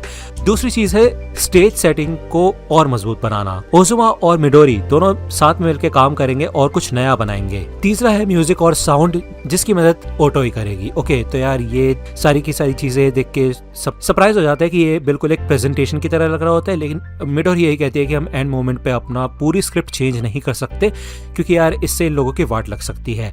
आकेतेरो कहता है कि ठीक है फिर एक बार स्क्रिप्ट पढ़ लो, तुम्हें जैसी लगेगी तो बताना। अब यार मिडोरी ये स्क्रिप्ट पढ़ती है, सारी लड़कियां पढ़ती है और ये बहुत ज़्यादा इमोशनल हो जाती हैं, इनको बहुत पसंद आती है स्क्रिप्ट।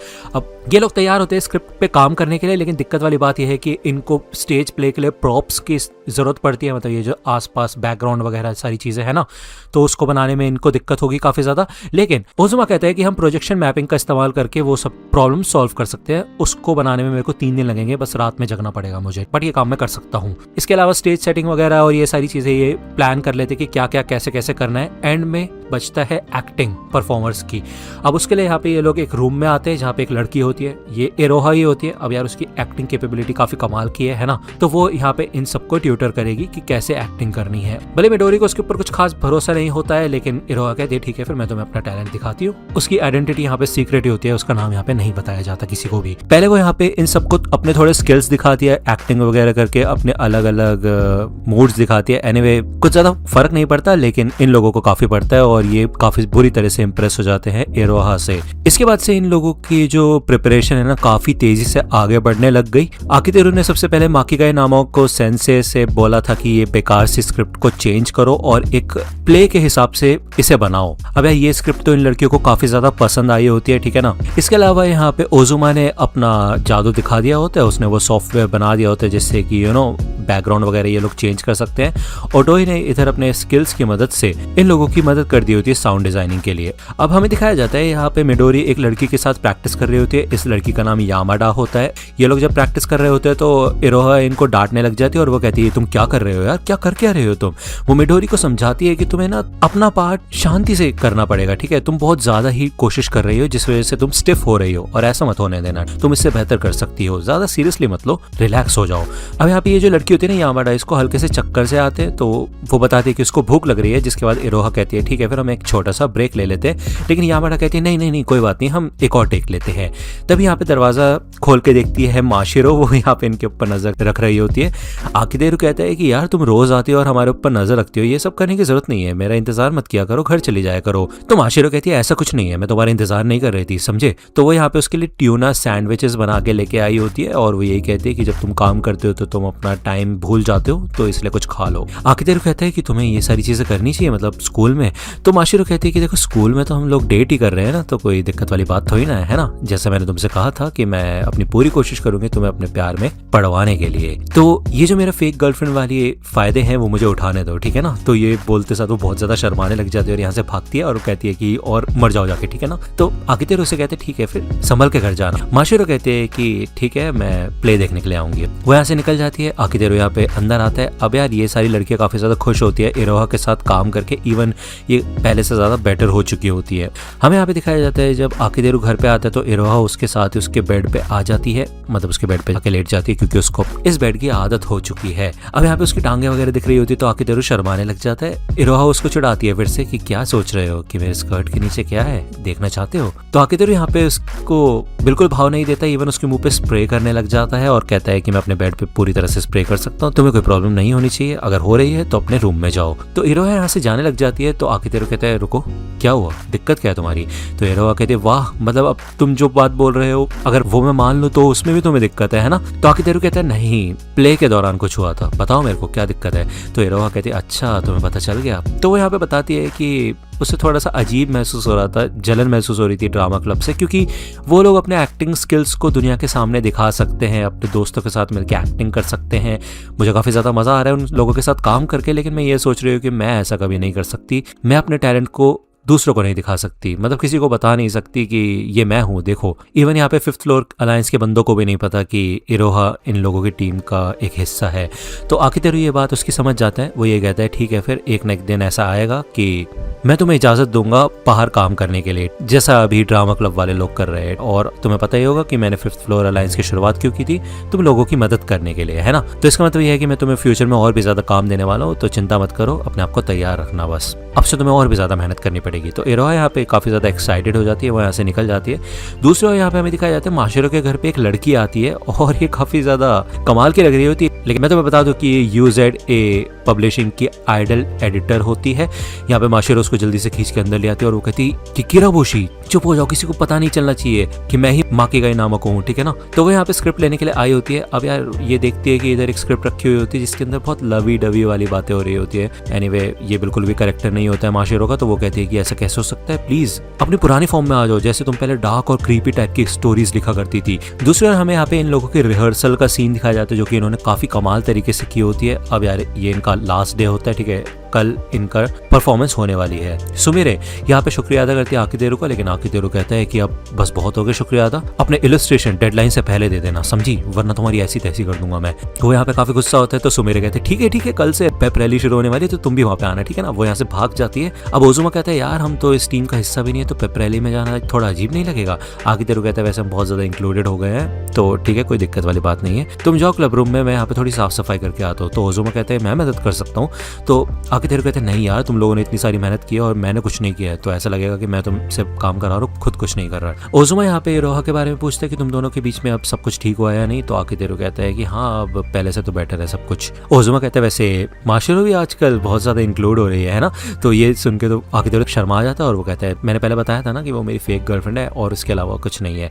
ओजुमा कहता है मुझे तो लग रहा था तुम लोगों के बीच में लव ट्रायंगल बन जाएगा। एनीवे यहाँ पे आकितेरू के पास आती है मिडोरी और वो ये कहते हैं पिछले कुछ दिनों में हम लोगों ने काफी इंप्रूवमेंट की है और पहले जब तुम आए थे तो मुझे लगा था कि तुम क्यों आ गए, लेकिन अब मुझे ऐसा लगता है कि तुम्हें आना चाहिए था। यहाँ पे वो उसको शुक्रिया अदा करने वाली होती है, लेकिन आकितेरू कहता है कि वैसे सबसे पहले मैं तुम्हें ये बात कहना चाहता हूँ कि तुम्हारा इंस्ट्रक्टर जो है ओजुमा और ओटोई, उन लोगों ने तुम्हें यहाँ तक पहुंचाया, तो उनको शुक्रिया अदा करना, मुझे नहीं। एनीवे पहले कंपटीशन होने दो, ठीक है, उसके बाद अपने थैंक्स बचा के रखना, ठीक है ना। अब यहाँ पे शाम हो चुकी होती है। आकितेरू यहाँ पे जब फिर से आता तो ये लोग बताते हैं कि जो यामाडा थी वो बंदी, उसको बहुत बुरी तरीके से बुखार हो गया और वो अभी नर्स के ऑफिस में, उसे उसके बाद हॉस्पिटल भेज दिया जाएगा।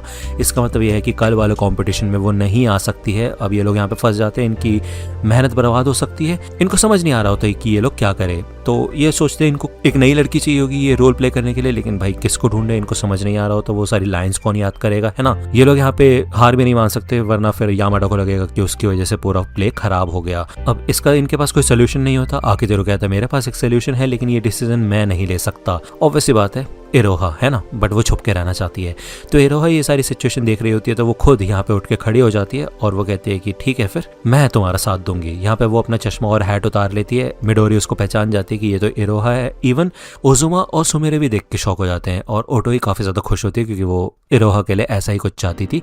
इरोहा ने सारी लाइंस वगैरह याद कर ली होती है, तो उसे तो याद ही हो जाती है इजीली, उसे कोई दिक्कत नहीं होगी, है ना। वो यहाँ पे इन सब लोगों का साथ देने के लिए तैयार होती है। वो मिडोरी से पूछती है कि क्या तुम तैयार हो, तुम चाहती हो कि मैं तुम्हारी मदद करूँ। तो मिडोरी तो कहते हैं हाँ जरूर। तो इरोहा कहते हैं ठीक है फिर अब तैयार हो जाओ हॉलीवुड लेवल की एक्टिंग देखने के लिए। काफी तेज इधर बारिश हो रही होती है, लेकिन आपको याद होगा आज ही इन लोगों का national high school drama fair होने वाला है ना। अब आकितेरू ने चेक कर लिया होता है कि ये बारिश कुछ ज्यादा देर तक चलेगी नहीं, लेकिन इन लोगों ने काफी ज्यादा मेहनत की है तो इनकी मेहनत वेस्ट नहीं जानी चाहिए। इधर आकितेरू आता है इरोहा को देखने के लिए। उसने यहाँ पे मेकअप वगैरह कर लिया होता है, वो यहाँ रेडी हो रही होती है अपने रोल के लिए। अब यार एज यूजुअल यहाँ पे इरोहा आकितेरू को छेड़ना शुरू कर देती है। उससे यही कहती है कि आपको मुझे देख के कैसा लग रहा है एंड ऑल, एंड आप वर्जिन हो तो आपको तो बहुत अच्छा लग रहा होगा, बट यार आकितेरू यही कहता है कि ऐसा नहीं है और पहली बात यह है कि मैं वर्जिन नहीं हूँ। तो ये सुन के तो भाई इरोहा काफी ज्यादा शॉक हो जाती है। वो कहती क्या ऐसा कैसे हो सकता है, मतलब तुम जैसे लोनली इंसान किसी लड़की के साथ, मतलब मैंने तो कभी सोचा ही नहीं था।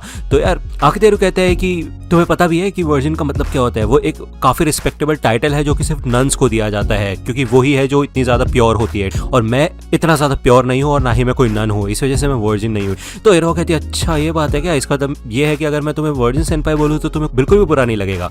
तो आकितेरू कहता है हाँ बिल्कुल नहीं। तो यार इरोहा यहाँ पे भाई एक्टिंग के लिए बिल्कुल एक्साइटेड होती है। इवन ये लोग जब यहाँ पे बात कर रहे होते हैं तभी इधर सुमेरे आती है और वो एकदम डरी हुई होती है। वो आके बताती है कि मिडोरी टाइम पे यहाँ पे नहीं पहुंच पाएगी क्योंकि एक सीन हो चुका है।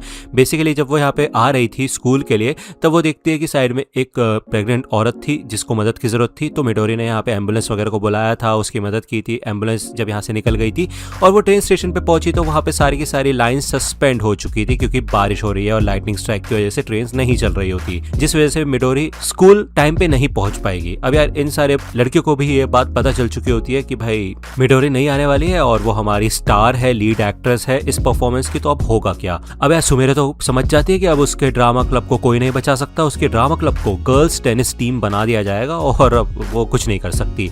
अब ये लोग थोड़ा सा परेशान हो जाते हैं और समझ नहीं पाते कि अब इनको क्या करना चाहिए क्या नहीं। इनको कोई ऐसा इंसान चाहिए जो कि ये सारी की सारी लाइंस याद कर सके और अच्छे से एक्टिंग भी कर पाए। अब ऐसा कौन है, क्योंकि भाई इरोहा तो पहले से ही पार्टिसिपेट कर रही है ना, एक और एक्ट्रेस चाहिए होगी अब इनको। तो आकितेरू कहता है कि मैं मिडोरी से बात करना चाहता हूँ, तो सुमेरा यहाँ पे मिडोरी को कॉल लगाती है। आकितेरू उससे बात करता है और उससे पूछता है कि क्या सच में तुम यहाँ पे टाइम पे नहीं पहुंच पाओगी। तो यार मिडोरी यही कहती है कि मैं नहीं पहुंच पाऊंगी टाइम पे, और वो यहाँ पे काफी ज्यादा इमोशनल हो जाती है, रोने लग जाती है, क्योंकि यार सबने इतनी ज्यादा मेहनत की थी और सिर्फ उसकी वजह से एंड मोमेंट पे सबकी मेहनत बर्बाद हो जाएगी। तो आकितेरू कहते हैं नहीं, इसमें देखो तुम्हारी गलती नहीं है, ये सिर्फ बैड लक है और ऐसा होता रहता है। मिडोरी कहते हैं नहीं यार मेरी गलती है, मैं इमोशन में आके बस कोई भी डिसीजन ले लेती हूँ, मैंने पहले नहीं सोचा था ऐसा सब कुछ भी हो सकता है। तो आकितेरू कहते हैं देखो यार ये सारी बातें मत सोचो, अगर तुम उस समय किसी तरह उस प्रेग्नेंट औरत को छोड़ देती और अपने काम से काम रखती तो आगे चल के तुम्हें इस बात का रिग्रेट होता। तुम ऐसी अच्छे इंसान हो, दिल की अच्छी, और इसी वजह से ये सारे के सारे लोग तुम्हारे ऊपर भरोसा करते हो और तुम उनकी दोस्त हो, तो ऐसे अपने बारे में बुरा मत सोचो। आकितेरू पूछते हैं कि क्या तुम सच में चाहती हो कि ये प्ले सक्सेसफुल हो। तो मिडोरी कहती है हाँ बिल्कुल चाहती हूँ मैं। आकितेरू पूछता है कि इसका मतलब ये है कि अगर तुम यहाँ पे ना भी हो तब भी चलेगा ना सब कुछ, मतलब सक्सेस मैटर करती है कि नहीं। तो मिडोरी कहती है हाँ जरूर, अगर ऐसा हो सकता है तो, क्योंकि इससे फिर किसी की भी मेहनत वेस्ट नहीं जाएगी। भले मैं खुद स्टेज पे यहाँ पे वर्क करना चाहती थी, लेकिन सबसे ज्यादा बेस्ट ये रहेगा कि ये प्ले सक्सेसफुल होना चाहिए। तो यहाँ पे आकितेरू तैयार हो जाता है ये एक्ट करने के लिए, क्योंकि ऑब्वियसली बात है उसको सारी लाइंस ऑलमोस्ट याद होती हैं एंड वो थोड़ी बहुत एक्टिंग भी कर ही सकता है। वो बताता है कि उसकी एक्टिंग स्किल्स एवरेज है।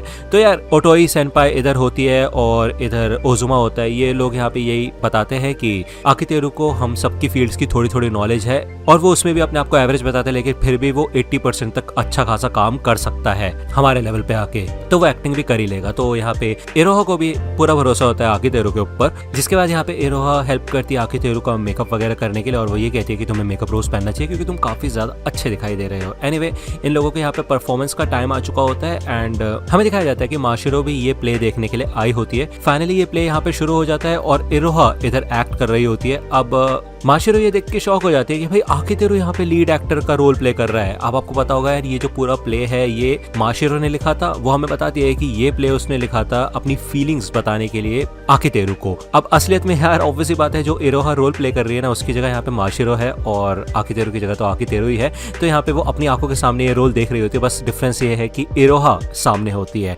अब यार उसको काफी ज्यादा अजीब लग रहा होता है ये प्ले देख के, उसको थोड़ा एम्बैरेसिंग भी फील हो रहा होता है, बट ये प्ले काफी ज्यादा पसंद आ रहा होता है लोगों को। माशिरो ये कहते हैं कि ये जो कन्वर्सेशन इन दोनों के बीच में हो रही है ना, ऐसा लग रहा है कि ये काफी सालों से एक दूसरे को जानते हैं एंड इनके लिए काफी ज्यादा इजी है ऐसा एक्ट करना। और इरोहा की जहां तक बात है तो जैसे वो फेस बना रही है ना, उससे साफ समझ आ रहा है कि वो यहाँ पे आकितेरू को सच में लाइक करती है। तो यहाँ पे इनका भाई प्रपोजल वाला भी सीन होता है, जिसके बाद यहाँ पे इरोहा प्रपोज करती है आकितेरू को और वो मन में यही कहती है कि ये बस एक्टिंग नहीं है और मैं सीरियसली ऐसा कह रही हूँ आपसे। माशिरो समझ जाती है कि इरोहा भी यहाँ पे आकितेरू को पसंद करती है। ये प्ले यहाँ पे खत्म हो जाता है और काफी कमाल की परफॉर्मेंस होती है इनकी, सबके सब लोग काफी ज्यादा इंप्रेस हो जाते हैं। जिसके बाद यहाँ से माशिरो निकलते साथ ही आकितेरू को मैसेज करती है और पूछती है कि यार स्क्रिप्ट कैसी लगी तुम्हें। वो ये कहती है कि मैं इस प्ले के अंदर थोड़े बहुत चेंजेस करना चाहती थी वो, बट मैं कर नहीं पाई। यहाँ पे मिडोरी फाइनली अब आ चुकी होती है, तो यार वो ट्रॉफी वगैरह कलेक्ट करने के लिए गई होती है। इरोहा और आकितेरू यहाँ पे बाहर बैठे हुए होते हैं। इरोहा कहती है यार वैसे काफी मजा आता ना अगर हम भी ट्रॉफी लेते तो आकितेरू कहते हैं देखो उसकी जरूरत नहीं है क्योंकि हम बस हेल्पर्स थे, ठीक है, बाकी सारी मेहनत उन लोगों ने की है तो वो ही ट्रॉफी डिजर्व करते हैं। और वैसे अच्छा हुआ चलो माकी गाय नामोको सेंसे की जो स्क्रिप्ट थी वो काम में आ गई और अब सुमेरे सेंसे भी अपने इलस्ट्रेशन टाइम पे दे पाएंगी। एनीवे एक सीन यहाँ पे हमें दिखाया जाता है कि इरोहा यहाँ पे थोड़ा क्लोज बैठने की कोशिश करती है आकितेरू के साथ, लेकिन आकितेरू इधर अपना जूस रख देता है जिस वजह से इरोहा पीछे ही हो जाती है। ठीक है, अब यार मैं तुम्हें कैसे बताऊं, वो यहाँ पे काफी ज्यादा खुश होती है कि उसने काफी अच्छा काम किया, तो वो यहाँ पे तारीफ सुनना चाहती है आकितेरू से। तारीफ करता है वो उसकी, बट ज्यादा नहीं। जिसके बाद वो यहाँ से जाने लगते हैं। वो यही बताती है कि मेरे को थोड़ा बहुत तो डर लग रहा था लेकिन तुमने मेरा हाथ पकड़ा और मेरे को गाइड किया। लेकिन मैं तुमसे एक बात कहना चाहती हूँ कि वो जो हीरोइन की लाइंस थी वो बस लाइंस नहीं थी, वो मेरी सच की फीलिंग्स थी। तो यार ये सुन के तो आखिर शौक हो जाता है, लेकिन इरोहा फिर से उसके मजे लेने लग जाती है और वो कहती है देखा देखा एक्साइटेड हो गए ना, कैसा लगा सुन के। जिसके बाद वो यहाँ से भागना शुरू कर देती है, चली जाती है वो इधर से। एंड आखिर ये सोचता है कि यार उसके आसपास वाले लोग हमेशा ऐसी ही हरकतें क्यों करते हैं। एनीवे उसने अभी भी अपनी फीलिंग्स नहीं बताई है और ये पूरा सीज़न यहाँ पे ख़त्म हो जाता है। अब यार नेक्स्ट सीज़न का मुझे कुछ नहीं पता है, लेकिन मेरे एक सब्सक्राइबर ने मेरे को बताया कि ब्लू वॉक्स का न्यू सीज़न आने वाला है 2026 में। एंड मैं कुछ अलग प्लान कर रहा हूँ अब नेक्स्ट पेन चैनल के लिए। मैं सोच रहा हूँ कि थोड़े रिव्यू टाइप के वीडियोस ज़्यादा बनाऊँ, क्योंकि एनिमे एक्सप्लेनेशन के ऊपर ही स्ट्राइक्स वगैरह के खतरे ज़्यादा रहते हैं। एंड मैं पूरी तरह से अपनी थॉट्स और अपने फीलिंग्स ओपिनियंस बाहर नहीं निकाल पाता इस एक्सप्लेनेशन में। तो मैं साथ के साथ साइड बाय साइड वो कंटेंट भी शुरू करने वाला हूँ, तो यार उसके लिए सपोर्ट दिखाना। मुझे पता है अभी चैनल के ऊपर काफ़ी कम रिस्पॉन्स हो चुका है, काइंड ऑफ डेड हो चुका है चैनल, क्योंकि मैं चैनल के ऊपर वीडियोस डाल ही नहीं रहा था। लेकिन अब हम थोड़ा कंसिस्टेंटली वीडियोस डालना शुरू करेंगे, तो सपोर्ट दिखाना। आप एनिमे के सजेशंस दे सकते हो। बाकी एनएक्सप्लेन चैनल के ऊपर normal as usual anime explanations चलती रहेंगी, तो चिंता वाली कोई बात नहीं है। तो अगर आपको वीडियो पसंद आई हो तो लाइक करना, सब्सक्राइब कर लो अगर चैनल पर नए हो तो। मिलता हूं आपसे अगली वीडियो में, तब तक के लिए गुड बाय।